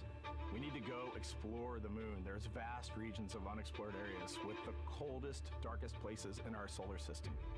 This is a test mission, and when we get off the planet, we might come right back home. We might spend 3 or 4 days around Earth. We might go to the moon. That's where we want to go, but it is a test mission, and we are ready for every scenario as we ride this amazing space launch system in the Orion spacecraft. But another reason we're going back to the moon is to fulfill NASA's mission, which is to explore the unknown in air and space, to innovate for the benefit of humanity, and to inspire the world through discovery. And when we succeed and when we accomplish the things that we set out to accomplish, that inspiration not only can set up new things to happen, but it also is a reminder in tough times that we're capable of doing great things when we work together.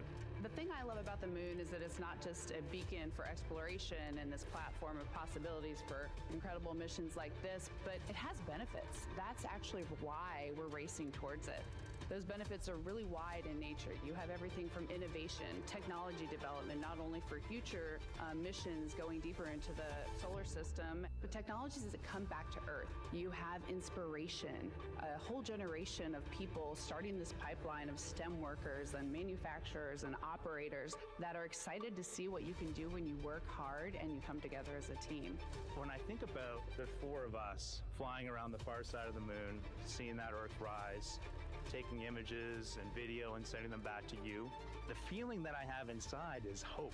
We know that Artemis 2 is not the solution for humanity on planet Earth, but it is a contribution in the positive column. We hope that just for a moment that people will pause and say, wow, it's extraordinary when you look back upon the Earth with over 8 billion people, and you see this concrete example of what humanity can do, this extraordinary thing when we set big goals and CDR NTD to achieve them.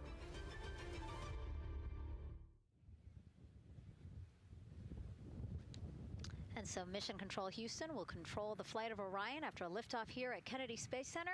Here's Gary Jordan, who's embedded with that team. Gary, you might have to pause because we did just hear a call out to the commander in Orion. Will do, Megan. I think that was Commander Reed Wiseman responding to prepare for some of the next steps. We are now holding at the T-minus 10-minute hold. Expected a 30-minute hold. So we are well on the countdown. We are well on the timeline to meet this L-minus time and launch towards the beginning of the window, but continuing to track progress along the way. Again, I'm here with the Artemis 2 flight control teams in Mission Control Houston. The team in the room behind me has been monitoring the countdown and verifying their own mission-specific launch criteria of the Space Launch System, the Orion spacecraft integrity, and its crew. During the final poll before launch, if all looks good from each of the flight controllers in this room, Flight Director Judd Freeling will report a go for launch from Houston Flight. Upon liftoff, teams here take control of the mission and communicate with the crew while they fly on the Space Launch System. This phase of flight is highly dynamic, and each console position has a dedicated and important role of looking after critical systems. You'll hear calls from Capcom and NASA astronaut Stan Love in this room to the Artemis 2 crew as milestones are reached during the more than 8 minutes of powered flight on the core stage. Liftoff and ascent are just the beginning. This room will be staffed around the clock over the next 10 days to oversee every moment of the mission through splashdown. Here from the Johnson Space Center, we'll be streaming the mission live 24/7 so anyone can follow the crew's journey, take peeks inside the spacecraft, and share the experience of a lunar flyby with astronauts looking down at the moon's surface. Teams here have been rehearsing tirelessly in simulations to throw every conceivable and inconceivable scenario their way. We are ready and eager to begin the Artemis 2 mission. Still milestones to come as we continue the countdown, but we'll be right back with you during the ascent phase of today's flight. With that, Megan, I will send it back over to you at the Space Coast.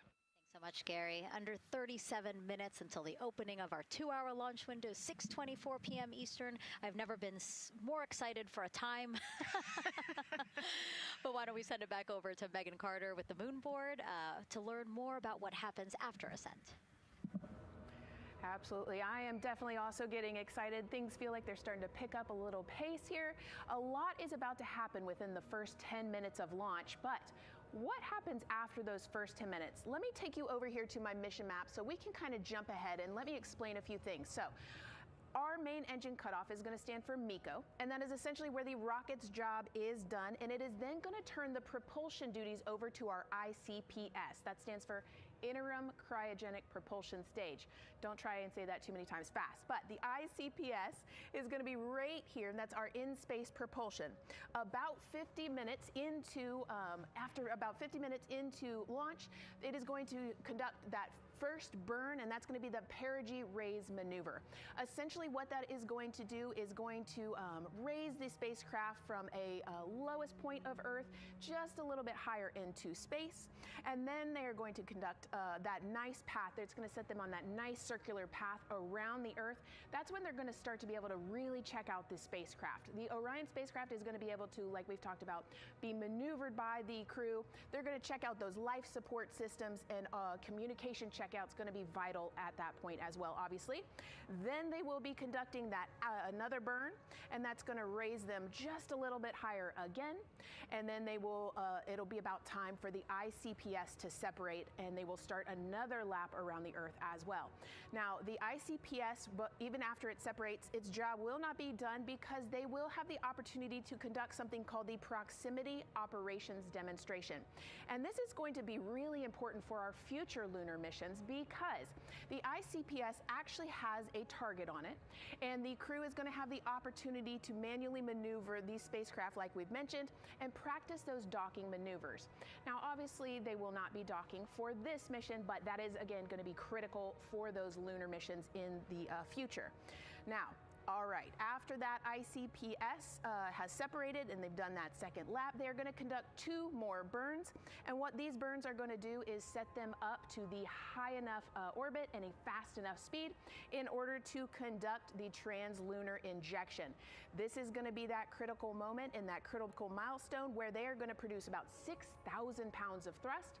And this is that point that is going to take them out of low Earth orbit into deep space, and it's going to set them on that nice path towards that lunar flyby. And I know we have talked a little bit about why this could be a record-breaking flyby and journey to the moon. And with that, I'm going to turn it back over to Megan so she can tell us just why. Yeah, she's talking about the distance record set by the Apollo 13 astronauts in 1970. They were 248,655 miles away from Earth, and this Artemis 2 crew might surpass that on flight day 6 when they fly around the moon by more than 4,000 miles. Yeah, it's a long ways. It's tough to fathom 250,000 miles from Earth, right? I mean, space, the space station is only 250 miles, and so we're going, I don't want to do the public math, but we're going much further than that. But it's important, right? Because we want to get back to the moon. We want to see the surface. We want to see the far side of the moon. And the way we do that is by breaking distance records. Yeah, and the exact distance record depends on exactly when they launch, like the time, the day. So we'll learn more as we go into this 10-day mission with the Artemis 2 crew. But here we are, 32 minutes, 50 seconds and counting from the opening of our launch window. Feels really, really surreal here as more and more people come to gather on the press site lawn here at Kennedy Space Center. Why don't we take a look at this video that we have here? Some familiar faces who wanted to wish our Artemis 2 crew a safe journey. Reed, Victor, Christina, and Jeremy, you are the real deal. You're flying to the moon for all of us, and we are in awe. You're the true heroes. You are not just astronauts. You are pioneers, venturing deeper into the unknown. But you are not alone.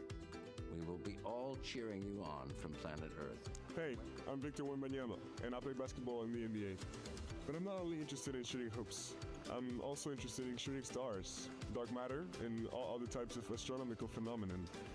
And to the Artemis 2 astronauts who are shooting for the moon, I wish them good luck and Godspeed. Hi everybody, I'm Ryan Gosling and I play a biologist who goes to space to save the planet in the film Project Hail Mary. But the Artemis 2 astronauts are going to space for real and they will travel farther from Earth than any humans in history. Sending all our best wishes to the Artemis 2 crew. I just want to say how proud I am of each of you and how inspired you make me. But it's not just about me. Your mission is going to inspire future generations of scientists, engineers, athletes, and dreamers to do something that they never thought possible. Hey, it's Roy Wood Jr., and I want to wish the Artemis 2 crew a happy and safe journey to the moon, well, around the moon, to go around. I know what you're doing. You got to look for a parking space. This is to go around the moon, make sure somewhere to park, and then you park journey. Good luck. It's actually a really good way to explain what how this mission builds. Again, we are hoping to land astronauts on the surface of the moon in maybe 2 years. So yes, we are looking around the moon on this lunar flyby mission to see where we might park. Thank you, Roy Wood Jr. Okay, and as we look at this live view of the rocket on the pad, there is a spectacular place here at Kennedy Space Center to watch launch from, and that's the Banana Creek viewing area. Why don't we go back there where the crowd is excited, and Leah has the best assignment ever, talking to people who are super excited about being here for Artemis 2. Oh my gosh, Megan, you talk about the excitement being palpable. I'm telling you, everybody here on pins and needles as we get just about half an hour away from launch. I've been walking around talking to people, and I'm just struck again and again by how many people are here from across the agency. I want to introduce you to just a small portion of the people across NASA who have been supporting this mission. Patty Ortiz, NASA Armstrong Flight Research Center, Orion Program. Orion. Kathy Graves, Glenn Research Center, Office of STEM Engagement. David Alexander, NASA Glenn Research Center, Office of STEM Engagement.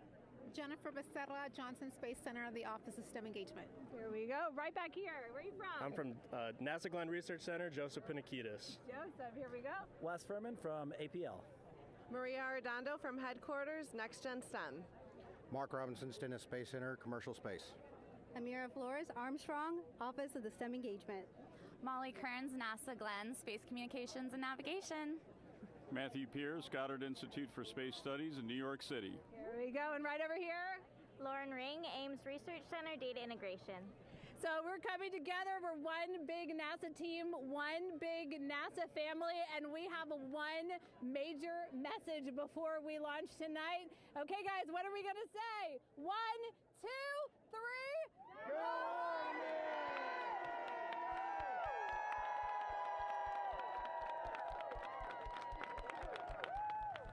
Oh my gosh, that made me so emotional. That was so inspiring to see. I mean, wow, yeah, that was great. I mean, just to hear everybody say their position, what they're doing to support this mission is amazing, and I'm sure this was something that really rang true and resonated with NASA's Administrator Jared Isaacman, again, to see the workforce come together to do the work and then to be here for launch. So why don't we actually go over to him now with our Jasmine Hopkins at one of our other viewing locations. All right, Megan, thank you so much. The energy here on the balcony is honestly becoming electric as we get so close to launch, and now we are thrilled to welcome NASA Administrator Jared Isaacman. Jared, we're really entering a golden age of exploration. How will Artemis 2 set the pace for the coming years? Well, I mean, Artemis 2 is the opening act, right? This is the test mission. This is getting very comfortable with the SLS rocket, the Orion spacecraft. No humans have ever flown on this before, right? And we're going to put it through its paces. We'll go into Earth orbit for a little bit, make sure Orion's doing okay, and then we are sending them, right? We're going to send them farther into space than any humans might have gone before, 250,000 miles away, and it's going to set up for the subsequent missions. That's why we're going into the golden age of science and discovery right now, because you're going to see a moon rocket launch in 2027 when we do our testing with the lander. We're going to go for the landing on Artemis 4 in 2028, and in parallel, we're going to build the moon base, right? And that is going to be filled with science discovery and tech demonstrations that's going to support the enduring presence we're trying to create on the surface. Absolutely. So honestly, history-making years ahead of us, you know, with Artemis 3 and 4. But first is Artemis 2. What will be our single greatest takeaway from this mission? Well, I'll tell you, I mean, after ignition, to me, the moment that I'm going to be most excited for is splashdown. There's no question about that. Good shoots coming down off the West Coast. But look, I think the takeaway from this is gaining extreme comfort in the Orion spacecraft, right? I mean, this is very different than what we've done for more than a half century, right? I mean, the velocities that spacecraft is going to re-enter at, it's going to be new territory for us. We want to get our arms around that completely. So I would say the performance of SLS plus Orion is everything on this one. We want to make sure we do it in as a safe way as we possibly can, understanding what we are undertaking right here, bring our crew back, learn as much we can from the vehicle, set up for Artemis 3 in 2027. Right. And Administrator, we've actually had a pretty young audience today here, some kids running around the balcony. How do you hope Artemis 2 inspires that next generation? You know, I talk about this all the time. Like, one of our overarching KPIs that we should always be tracking is the number of people living and working in space. Well, you know what's another strong number 2 on that one? It's the number of kids that are dressing up as astronauts for Halloween, so that they grow up, that they're inspired to want to join in this grand endeavor, whether they come work with us here at NASA or they join in industry, but they're helping humankind venture out farther, pursue all the secrets of the universe. Yeah, I think we'll see a lot of kids dressed as astronauts this year. And finally, Jared, you've really made it a personal mission to get to know the people behind the work at NASA.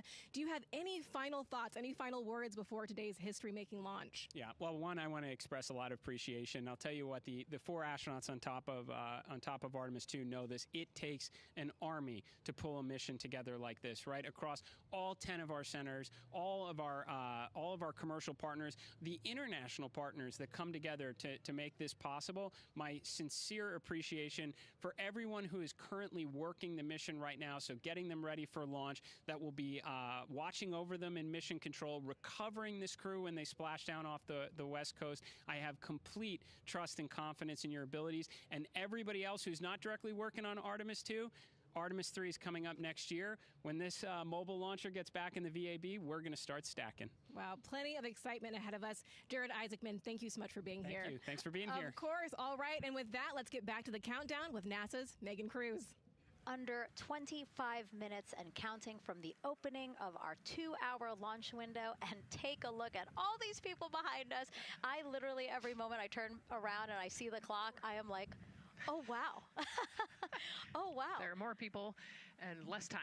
Yes, exactly, which is a great problem to have. Yes. Now, this first crewed test flight of NASA's Artemis program coincides with the 250th anniversary of our country's founders signing the Declaration of Independence. Exploration is a part of America's DNA, and it continues now with our return to the moon. 250 years ago, 13 colonies laid the foundation for the greatest and most enduring democracy in the history of the world. One driven by courage, faith, and freedom. From that moment, we became a nation defined not by where we stood, but by how far we were willing to go. We conquered vast frontiers, invented tools that shaped a modern world.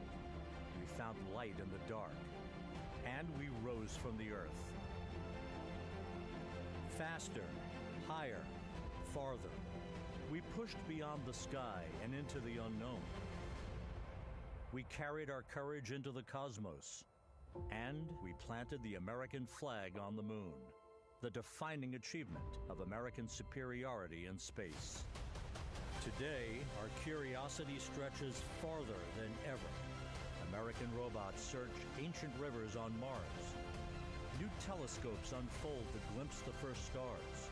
And a new generation prepares to return to the moon, this time to stay. For 250 years, America has carried the light of humanity forward. But American exceptionalism isn't inherited, it's earned. Our greatness comes not only from what we've done, but what we're still determined to discover. Because in every era, across every horizon, America is at its best when it's reaching for something greater. America celebrates 250 years, and we are leading the world into the future.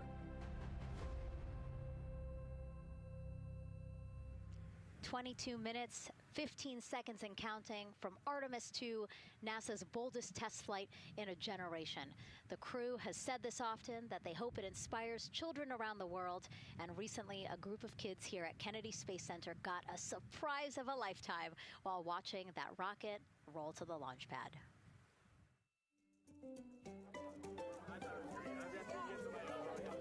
So tell me what color it is. Orange. And who's going to be on that rocket? We're going to be on that rocket. I could make it a little bit longer. Did you see it? Okay, so everybody's looking at the rocket because it is kind of cool and impressive. One of the coolest things happening over there right now, though, is it's on top of a giant tractor. Doesn't all food come in like tubes? It's in these like little plastic bags. You have to like rehydrate it. Sushi. There's not. I haven't seen sushi in space. It's probably hard to keep that back. Constructed sushi mashed together. My favorite part was this one little girl. She had a question. She had patiently held her hand for a long time, and Christina turns to her and says, "Okay, what's your question?" She just goes, "I forgot." It was like, that's a perfect little kid moment. I just love it. Wait, are you my mother's cats too, astronauts? Say that again? Never mind. It is really hard to say. Go Artemis! These two? Yeah. You can put it on your head. Yeah. There you go. I like your dabbing astronaut back there. It's just so fun to see the enthusiasm, the energy, and a little bit of chaos. 3, 2, 1. Wasn't that so cute? I love kids and their excitement and, you know, even just being real. Like, I don't remember what I was know, he ask. goes, but I'm glad you're here.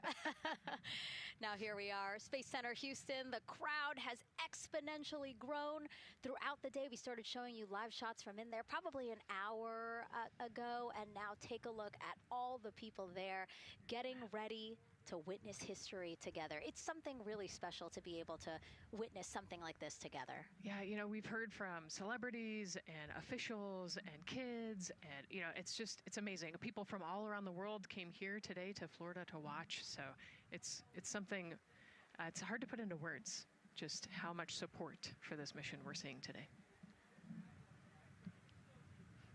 And great news, too. Remember, the team was tracking an issue with the launch abort system battery. They appear to have cleared that issue, so we are go for launch. Yes, it's exciting.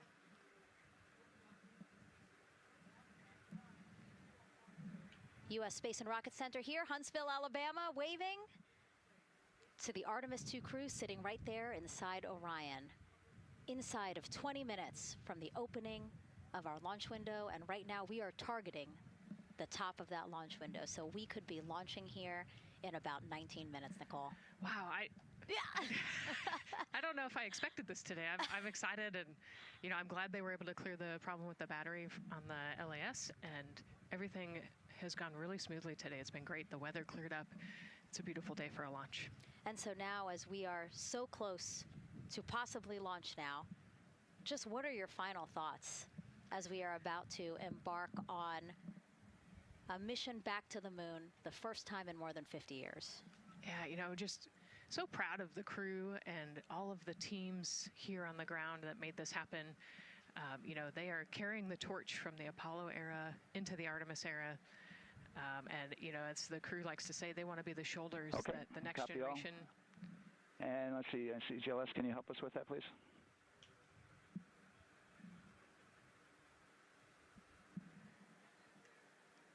They want to be the crew wants to be the shoulders that the next generation can climb on. 001. You know, I think it's in their patch. We're going for all. It's in the name of their capsule, integrity, representing humility and the professionalism of everyone that got them there today. So proud of them. We love them. We're excited for them, and we cannot wait to see what they see.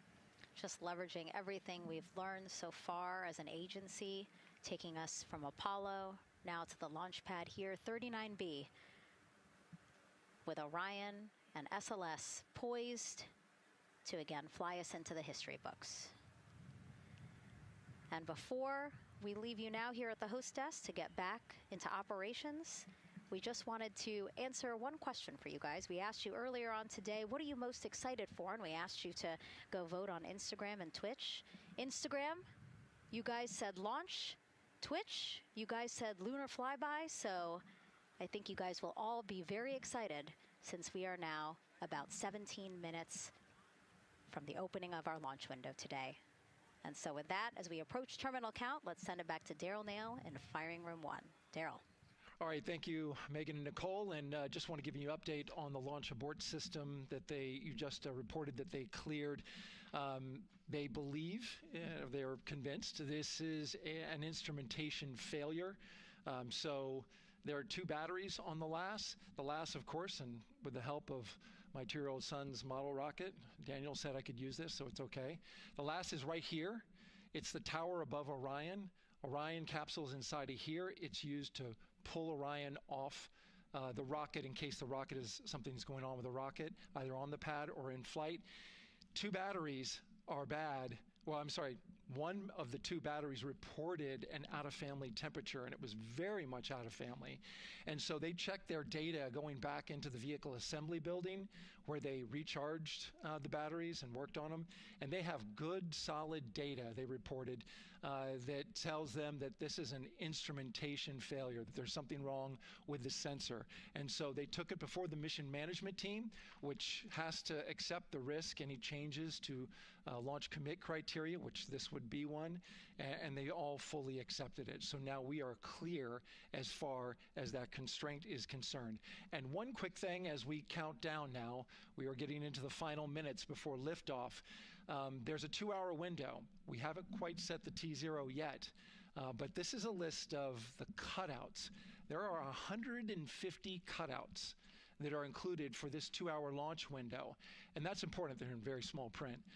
That's important because there's basically 16 minutes inside this window that they cannot launch, and these are because of small things flying in orbit. There's a lot more things in orbit than there were back in Artemis 1 when we had 35 to 40 cutouts. For that reason, because of these 156 cutouts, they're going to be managing the launch window as we go forward. So they may have to wait out one of these cutouts. They range in time between 2 seconds to 23 seconds, but you'll hear the NASA test director talk through that. We're getting ready to merge that loop from NASA test director Jeff Spaulding.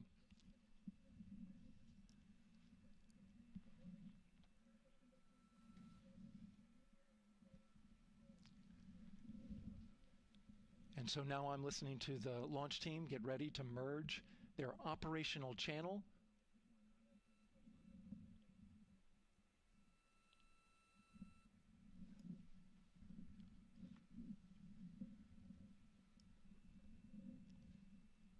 We're now entering one of the most consequential phases of launch day, and that's terminal count, the final 10 minutes. And OTC, NTD on 212 for comm check.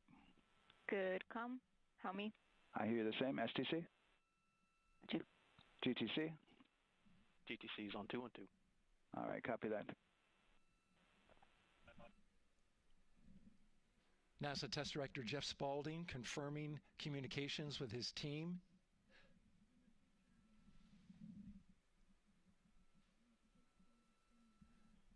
There will be 2 polls that we'll hear. One from Spaulding, the NASA Test Director, confirming the ground systems and the launch team are ready to proceed. At this point, we have a clear board, no constraints, but we need confirmation from each individual on the NASA Test Director team. So we'll hear him poll his team.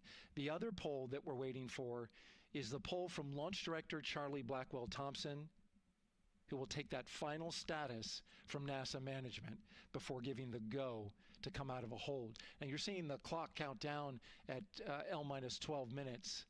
CCL, OTC, Orion, RS1. CCL.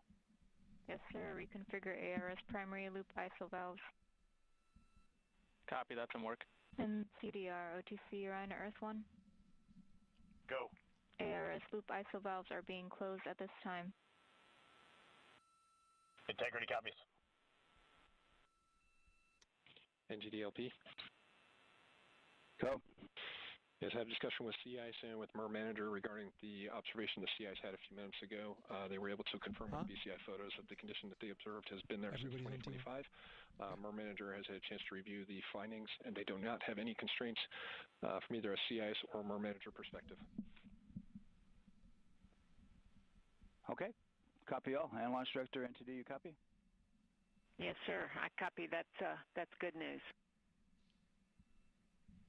OTC, CCL 212. OTC. ARS primary loop isolation valve configurations complete. Copy.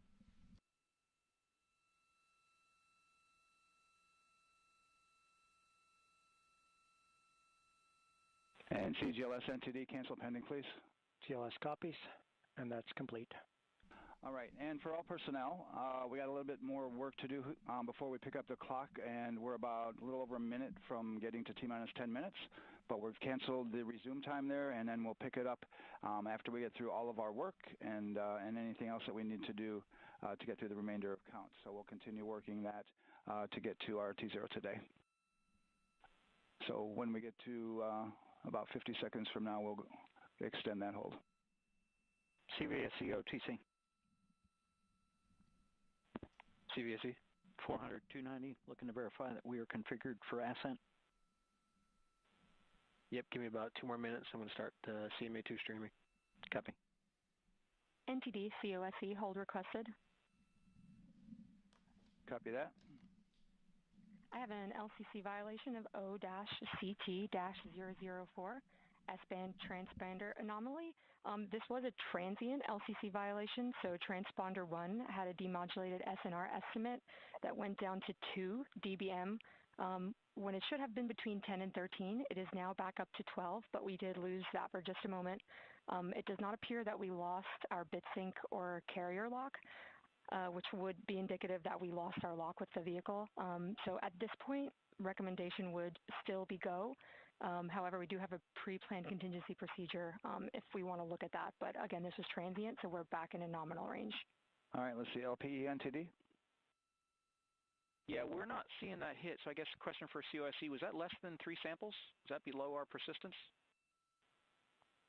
Stand by, let me look. It did look like it did persist for several seconds on mine, but let me take a look at the number of samples.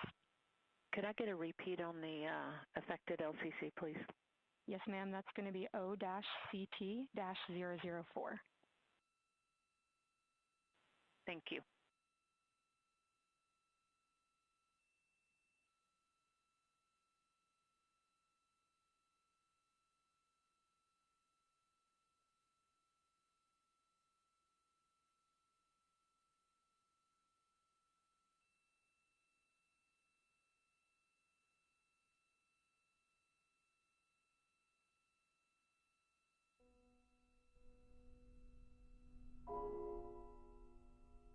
Yeah, us taking a look at the data right here, looks like that was a single sample. Yeah, copy that. RFTS does report that they also lost lock for about 5 seconds, so I would love to ask KUS and see if they also lost lock with the vehicle for any extended amount of period.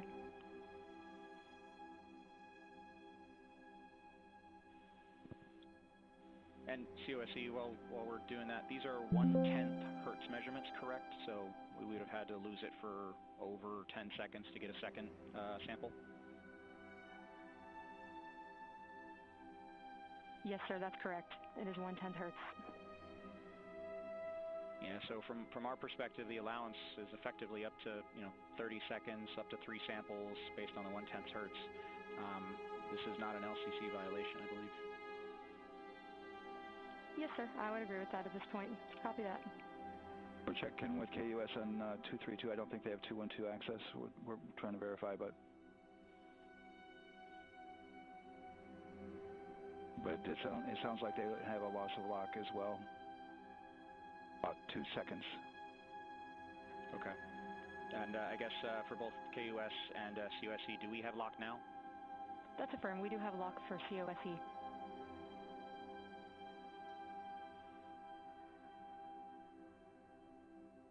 Yeah, so from the integration console perspective, we did have a temporary loss there within the allowable, and per the requirement, let's go. This is Houston Flight. We have lock and we have good telemetry here in GSE. And KUS has reported too, they have good lock now. So with all of that, OSC, then are we in a go configuration per your LCC? Yes, sir. Recommendation would be go. Right. LPE, you concur with that? Yes, sir. LPE concurs go. And launch director? Yes, sir. Launch director concurs go. All right, and I'm going to go ahead and just verify everybody has everything else complete, launch director, and if we do, we'll be ready to pick up the poll at that time, unless there's something else that you're aware of. No, sir. Let's verify all our work is complete, and I would like one last check of our constraints list.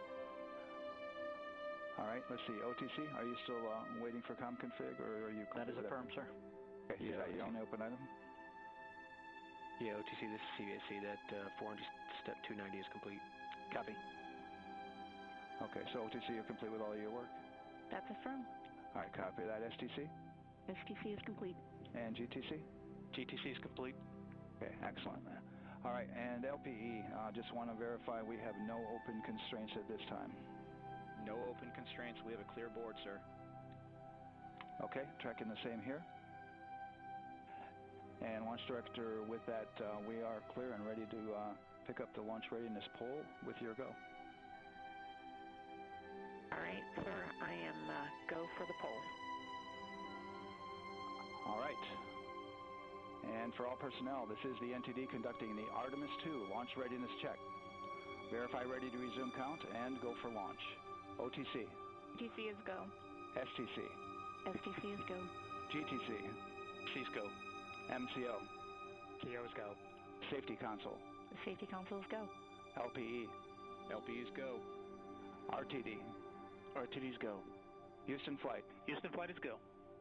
Rock. Rock is go. And CDR. Crew is go.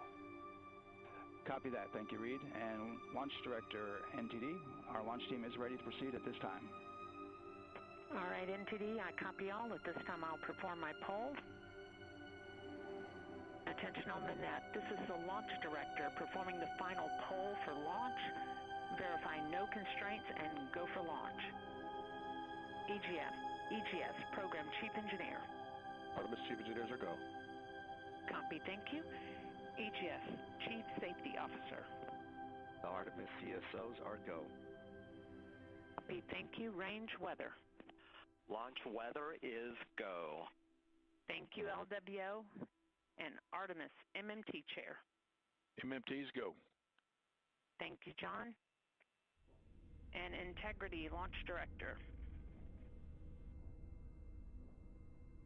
Good Airways, Charlie, PLT. Thank you, Charlie. This is Victor. We are going for our families. MS1. This is Christina. We are going for our teammates. MS2. This is Jeremy. We are going for all humanity. All right, Charlie, your Artemis 2 crew is go for launch. Full send. I copy that. Reed, Victor, Christina, and Jeremy. On this historic mission, you take with you the heart of this Artemis team, the daring spirit of the American people and our partners across the globe, and the hopes and dreams of a new generation. Good luck. Godspeed, Artemis 2. Let's go.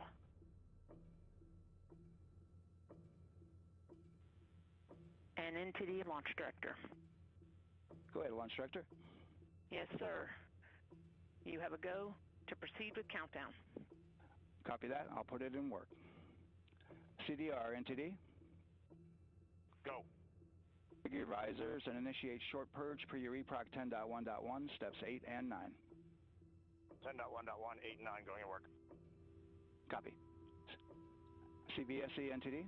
Start and verify recordings of our Orion cameras. Copy. Okay. Well, there you heard it. RSR, NTD. RSR. They're getting ready to start terminal count. AR rotation enable at this time, please. It's currently at T-minus 10 minutes. Once we wrap up this last bit of work. SNA arm rotation enable complete. We're going to start that clock. Copy that. Thank you. Integrity crew, close and lock visors.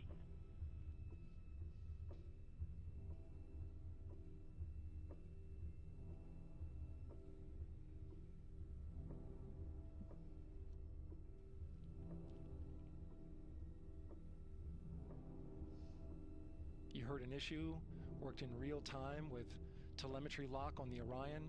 It was transitory, it was very short. They checked the data, confirmed that they had a good lock. This was with the S-band transmitter on the Orion. Worked through that issue, looked at the data, and cleared it. All with the world watching. Impressive work by the launch team. So we have a 2-hour window, which starts in just a few minutes at 6:24 p.m. Eastern Time and goes until 8:24 p.m. Eastern Time. And ECL NTD will be waiting for your verification on the short purge. ECL copies. And for all personnel, once we get that short purge verification, we'll verify that we are clear to go, and then we'll proceed with the terminal count.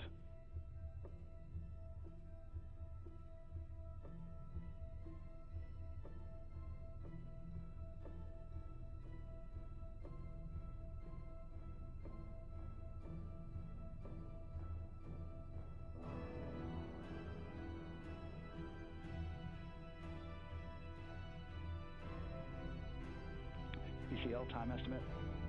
About a minute. Copy.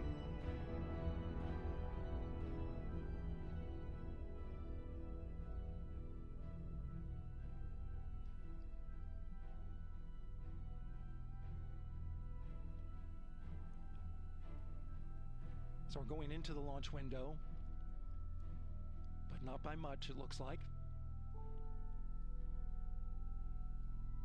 Just wrapping up some final work.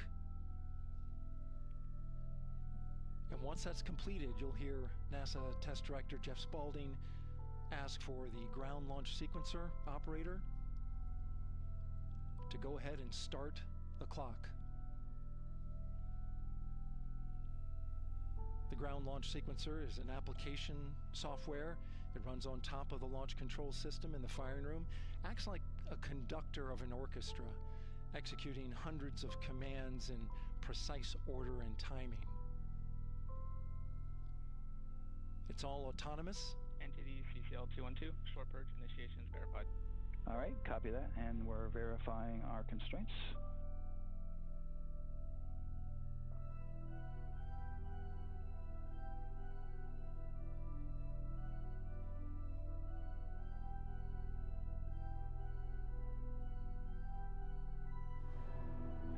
All right, and we're clear from cutouts. And with that, we're going to resume the clock momentarily. And CGLS, you can resume the clock on your mark. GLS copies. 3, 2, 1, mark. GLS mainline has been initiated.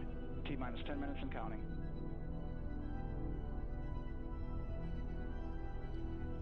And that begins terminal count. Our new T0 is 6:35 p.m. Eastern Time. 6:35 p.m. Eastern Time. We are now counting down to liftoff of Artemis 2. Señoras y señores. Señoras y señores. From now on, you're going to hear two voices on the loops. If everything goes nominally, NASA Test Director Jeff Spaulding, who's directly managing the launch team, and Alex Bendelos, the GLS operator who closely monitors the software. Aquí un gran fan. He has the ability to stop and restart the countdown. Wow, impresionante. Está viendo la increíble cantidad de 3 personas A lot of people ask about whether there's a launch button. en este directo. And rock. Our new T0 is 22, 35, 12. 9 minutos. Quedan ahora en 8 minutos. Impresionante, ¿no? Es impresionante cómo el hombre va a la línea, The exact T0, 6:35 and 12 seconds p.m. Eastern Time. Again, our T0 is 6:35 and 12 seconds p.m. Eastern Time. As I was saying, there's no launch button. This is autonomous. But there is a button that keeps you from launching.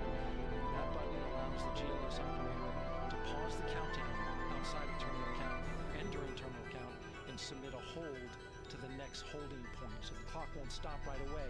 If there's an issue, we'll go to the next stable holding point. This is how GLS configures the rocket and ground systems to a stable point where they can stop the countdown if that's needed. But right now, we are counting down. Our next big milestone is looking to retract the crew 5 personas viendo. Subió el número. GLS is go for crew access arm retract. And there you see the crew access arm moving away. Va a arrancar. That's the path that the astronauts took to ingress the rocket. I know I have 20 years old and until this point, that was their way I off want my the path hero. if they needed to evacuate. I'm 25. But now with that arm retracting, Wow. the backup transitions to 7 launch. 24 seconds. Are really fantastic. Really fantastic. Well, Of course, the launch abort system. commence masticante. Retracting away. The launch Wow. abort system is the tower of Wow. and that's what would pull Historic Orion phenomenon. and its crew off the top of the rocket Iran in win. case of an emergency, whether it's Great on the Israel. ground or in flight. Salud. This is critical safety hardware that protects the Pone un lives comentario acá. of the astronauts. Un tipo que se llama Panopo. Acá estamos. Te estoy viendo desde una mina. Yo trabajo en las mineras. Me llamo Panopo. Un saludo para Panopo que nos está viendo. También saludos para un tal Miguel, que aquí me dice tengo lo dejaron puesto en la tele, pero no puedo apagar el televisor porque no alcanzo, así que me tocó verlo. Bueno, ojalá Miguel pueda disfrutar de este directo. Quedan 6 minutos con 20, Quedan 6 minutos con 20, señoras y señores. Recordemos, vamos a poner contexto. Señoras y señores, los momentos de máxima tensión serán los primeros 2 minutos. ¿Por qué es esto? Porque esta es la fase en que el cohete está cargado de máximo de energía. Entonces van a soltar. Si no funciona, no hay vuelta atrás. Podría no funcionar. Durante las primeras 24 horas va a estar rodeando el planeta. Y después de eso va a despegar a la Luna.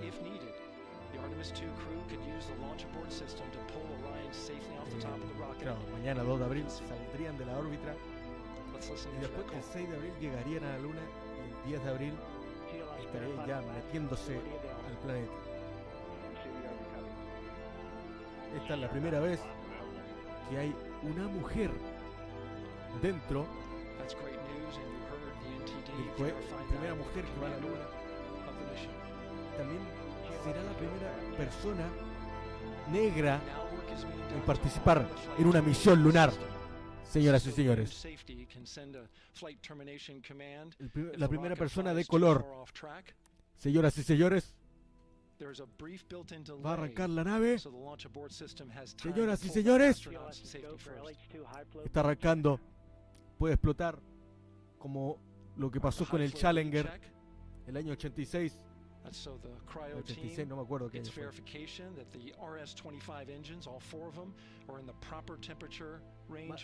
Vamos a mandarle saludos a Jaime Retamal, que trabaja como él está trabajando, una persona muy esforzada.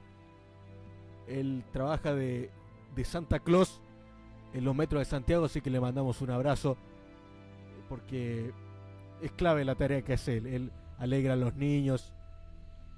Es clave que una persona como él, que se viste de Santa Claus, ayuda a los niños y hace un planeta mejor. Muchas gracias para Jaime Retamal.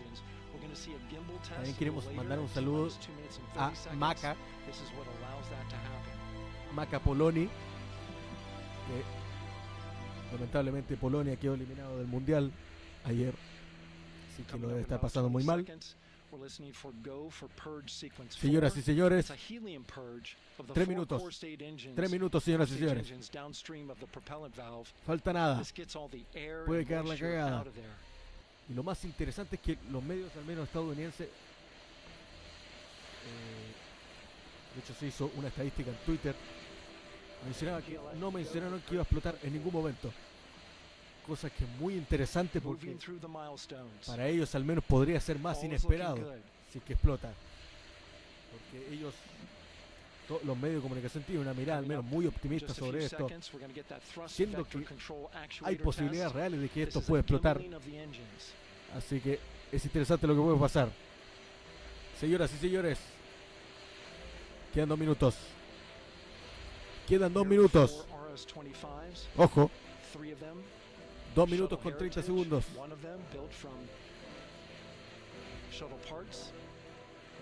Una persona. Señoras y señores, 2 minutos. 1 minuto con 20.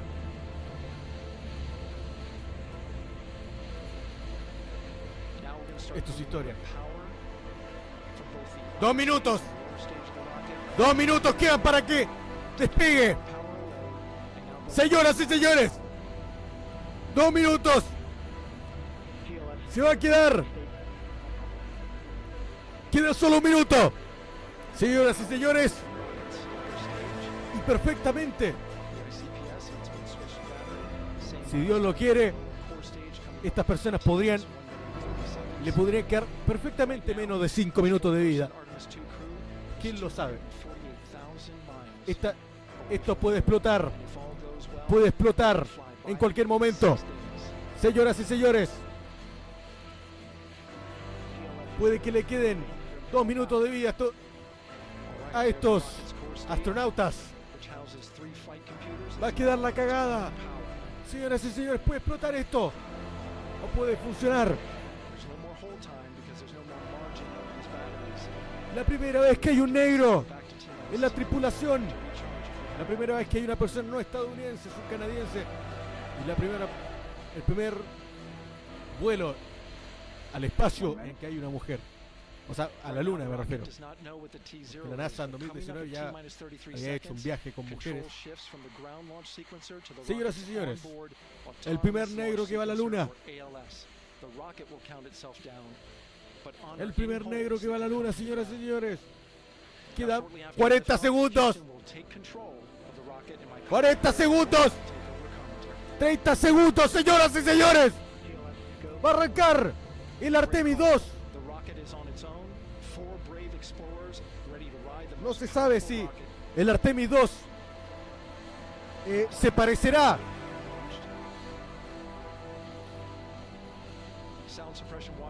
señoras y señores. ¿El Artemis 2 se va a parecer al Challenger o se va a parecer al Apolo 13? Vamos a ver. Yo creo que se va a parecer más al Challenger. Ahí está. Va a despegar. Está despegando. ¡Conche tu madre! Despegó. Ahí está. Está volando. Comenzaron los 2 minutos de tensión. Los 2 minutos de tensión ya empezaron. Le pegó. Está avanzando hacia arriba. Está avanzando hacia arriba. Creo que a esta altura ya el Challenger había explotado, me parece. Está avanzando.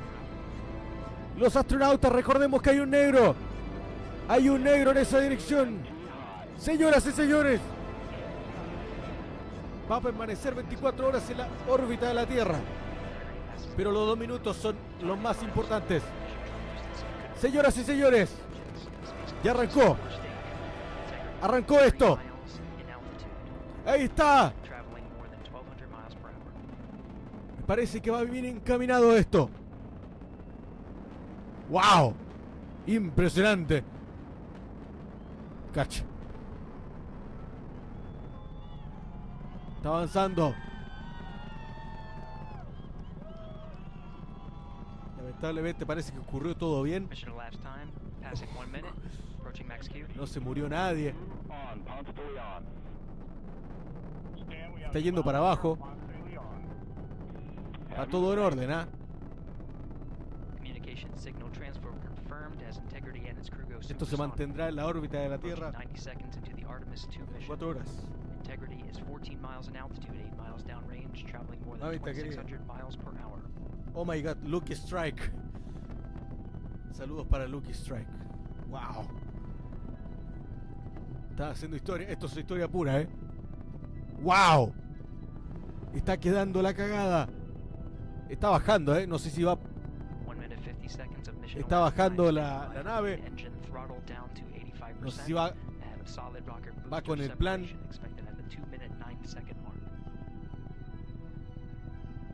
Ya ni veo la nave,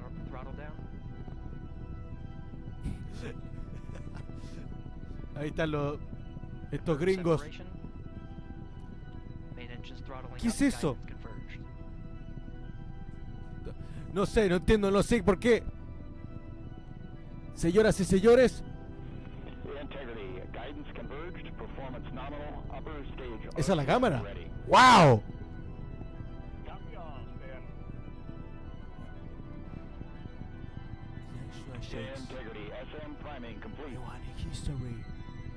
Wow. Alright. Señoras y señores. Parece que va todo en orden.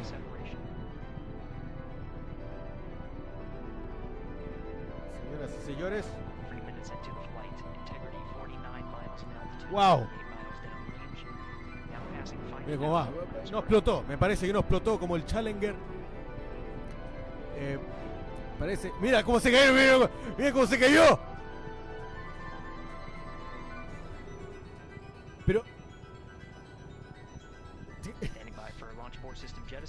Pero ahí no funciona el internet. Señoras y señores.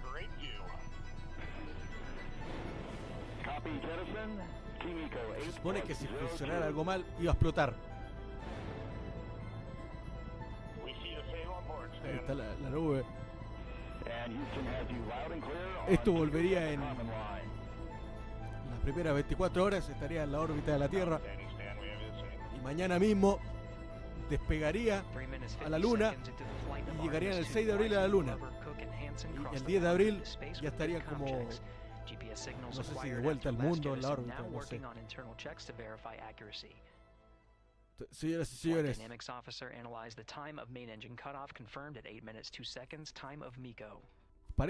parece señoras y señores. ¡Oh! Al parecer va todo en orden.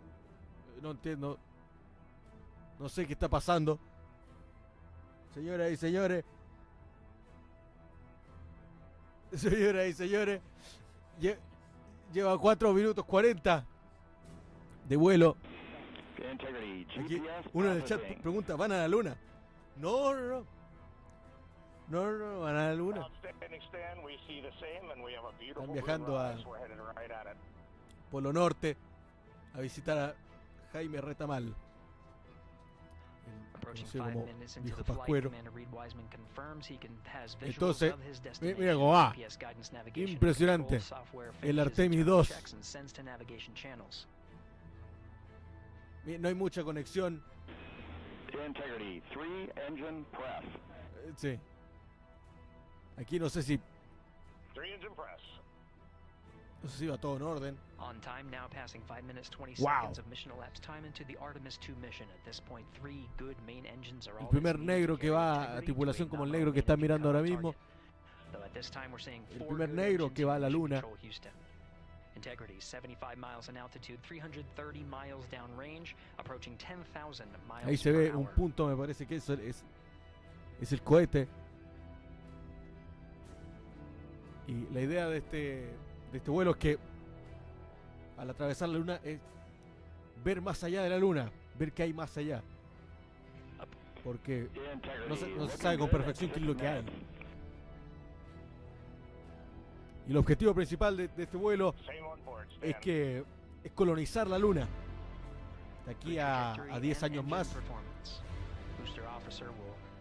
Que haya gente. Pero aquí, por ejemplo, si nos preguntamos Todavía no hay pruebas reales de que las estrellas existen. O esto de que la Tierra es redonda. Esto no se sabe muy bien si la Tierra es redonda. La Tierra, muchas pruebas y mucha gente experta que me he encontrado argumenta que la Tierra es plana. Y acá, al parecer, la NASA nos oculta información. La NASA nos oculta información, seguramente. Entonces, vamos a ver si la Luna existe. Porque la Luna, el 69 no fueron a la Luna. No. Un invento de los yankees, entonces. Vamos a ver qué tal. Ahí vemos, mira, con la calidad que se ve. Saludos aquí, nos saludan coreanos del norte. No sé por dónde lo estarán mirando. Saludos a Pyongyang. Señoras y señores, quedó eliminado Bolivia. The window is now open for an abort once around option that would target splashdown in the Pacific Ocean. Still following nominal ascent at this time. Sí. A ver si van a la altura boliviana. Muchos todavía no llegan al alto. Avisan que todavía no llegan al alto. Parece que no explotó.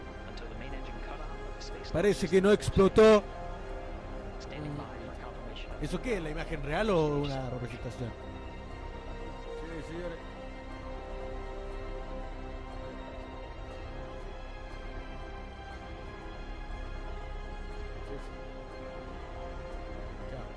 La primera vez que hay una persona no estadounidense. La primera vez que una mujer va a la luna. Se había ido al espacio, pero no a la luna. Y la primera vez que un negro, una persona de color, va a la luna. Va a explotar. Ya están en el espacio exterior. Lamentablemente fue un éxito el vuelo. Hay que recalcar, la prensa estadounidense no mencionó en ningún momento que había explosión. Tuvieron fe y bueno, se dio. Se separaron. Se separó la tripulación. Se separó la tripulación del cohete. El propulsor. Se separaron, señores y señores.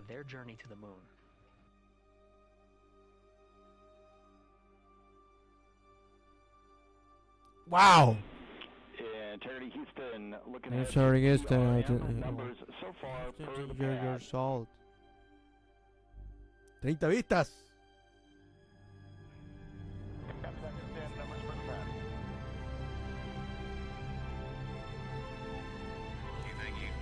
To the Academy for this. All 6,000 members, thank you to the other nominees. All these performances were impeccable. In my opinion, I didn't see a false note anywhere. Fascinating, evocative.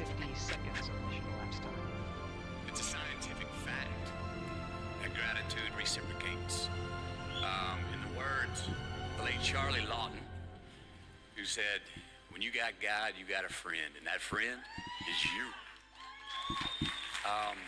To my family, that's who Levi, Vita, Mr. Stone, the courage and significance, and to my hero, that's who I chase. Now, when I was 15 years old, I had a very important person in my life come to me and say, who's your hero? And I said, I don't know, I got to think about that. Give me a couple of weeks. I come back 2 weeks later, this person comes up and says, who's your hero? I said, I thought about it. You know who it is? I said, it's me in 10 years. So I turned 25 10 years later. That same person comes to me and goes, so are you a hero? And I was like, not even close. No. She said, why? I said, because my hero is me at 35. So you see, every day, every week, every month, and every year of my life, my hero's always 10 years away. I'm never going to be my hero. I'm not going to attain that. I know I'm not. That's just fine with me because that keeps me with somebody to keep on chasing.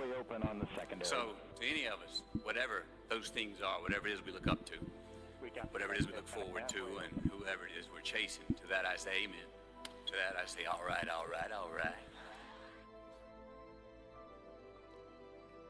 Passing 11 minutes of mission elapsed time. Elon Musk tiene que ver en esto. Overhearing the No sé conversation realmente. between Capcom Stan No Love me and acuerdo Commander Reed realmente qué Wiseman. era.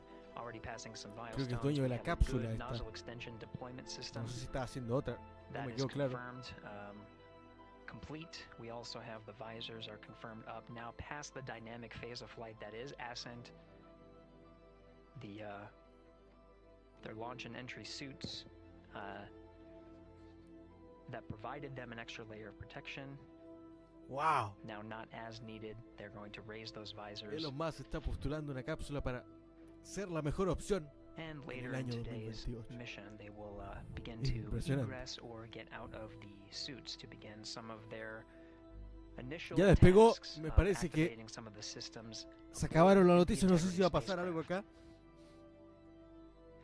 It's passing 12 minutes of mission elapsed time. Again, the perigee raise maneuver that's targeted Se va a mantener acá. 50 minutes of mission elapsed time. No sé, me 49 parece que no va a minutes, explotar. 50 seconds. That's what Me the parece crew is que ya going no to be explotó. working towards. The Commander Reed Wiseman, pilot Victor Glover Sí. will focus on preparing for that milestone. Estos gringos de mierda, ¿no? Ah, esta transmisión, dale que ya.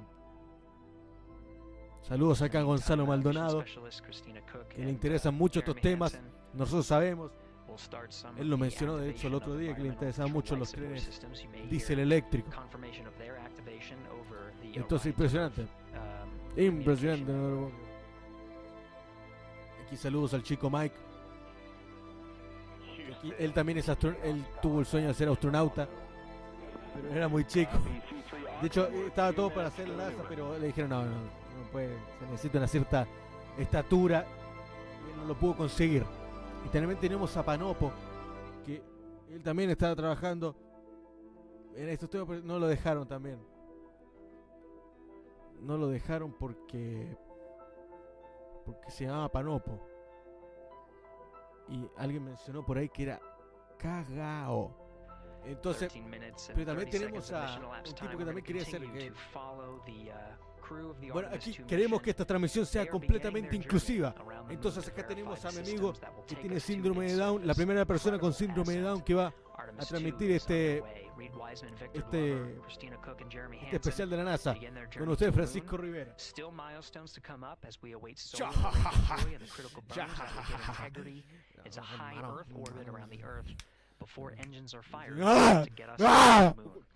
We'll keep tabs on integrity and its crew from here in Mission Control Houston. But for now, we're going to send it back to you, Megan, and Nicole at the Kennedy Space Center. Very jealous to hear how the launch experience was over on the Space Coast. Entonces, claro, Yeah, Gary, entonces, for es people who are just impresionante joining cómo us, welcome vivimos back este to the momento Space histórico, Coast, ¿no? where we just saw Todo Artemis impresionante, ya 2 lleva lift 14 off minutos. 14 El vuelo ya minutes lleva ago, and 14 wow, minutos. what an amazing launch and an emotional one too. Está la As bandera de soon as United the rocket States. lifted off, Nicole, you had tears in Of your America. eyes, I had tears in my eyes, and we had all these people around us cheering. It was amazing. Yeah, the energy was wonderful. Impresionante. I mean, it was a beautiful launch. Me parece que ya se acabó You know, todo. we've got 4 friends and family members headed to the moon. It's pretty amazing. Yeah, how does that make you feel as someone who, is an astronaut as well, but also, as you said, friends? Yeah, so just Que- so proud. Alguien nos está escribiendo un comentario, Luis Hinojosa nos está escribiendo un comentario To describe this kind of an que event mande saludos a su hijo pride, colombiano, love, saludos so many al hijo emotions, you know, colombiano que tiene. They are truly Sí, breaking some barriers, and Sí, hopefully, saludos al hijo colombiano. as Gary just said, they've got a long day ahead of them, so Mira, wishing them mira. well on everything, but so far, Wow, what a beautiful launch to watch. impresionante. No va a pasar nada más, no explotó para decepción de muchos. Funciona todo bien para ellos. Muchas gracias a Dios. Este momento histórico ha sido impresionante. To what could be all of these milestones that we break in just a 10-day mission. Yes, what a way to welcome in the Artemis generation. Yeah, how do you feel? I mean, we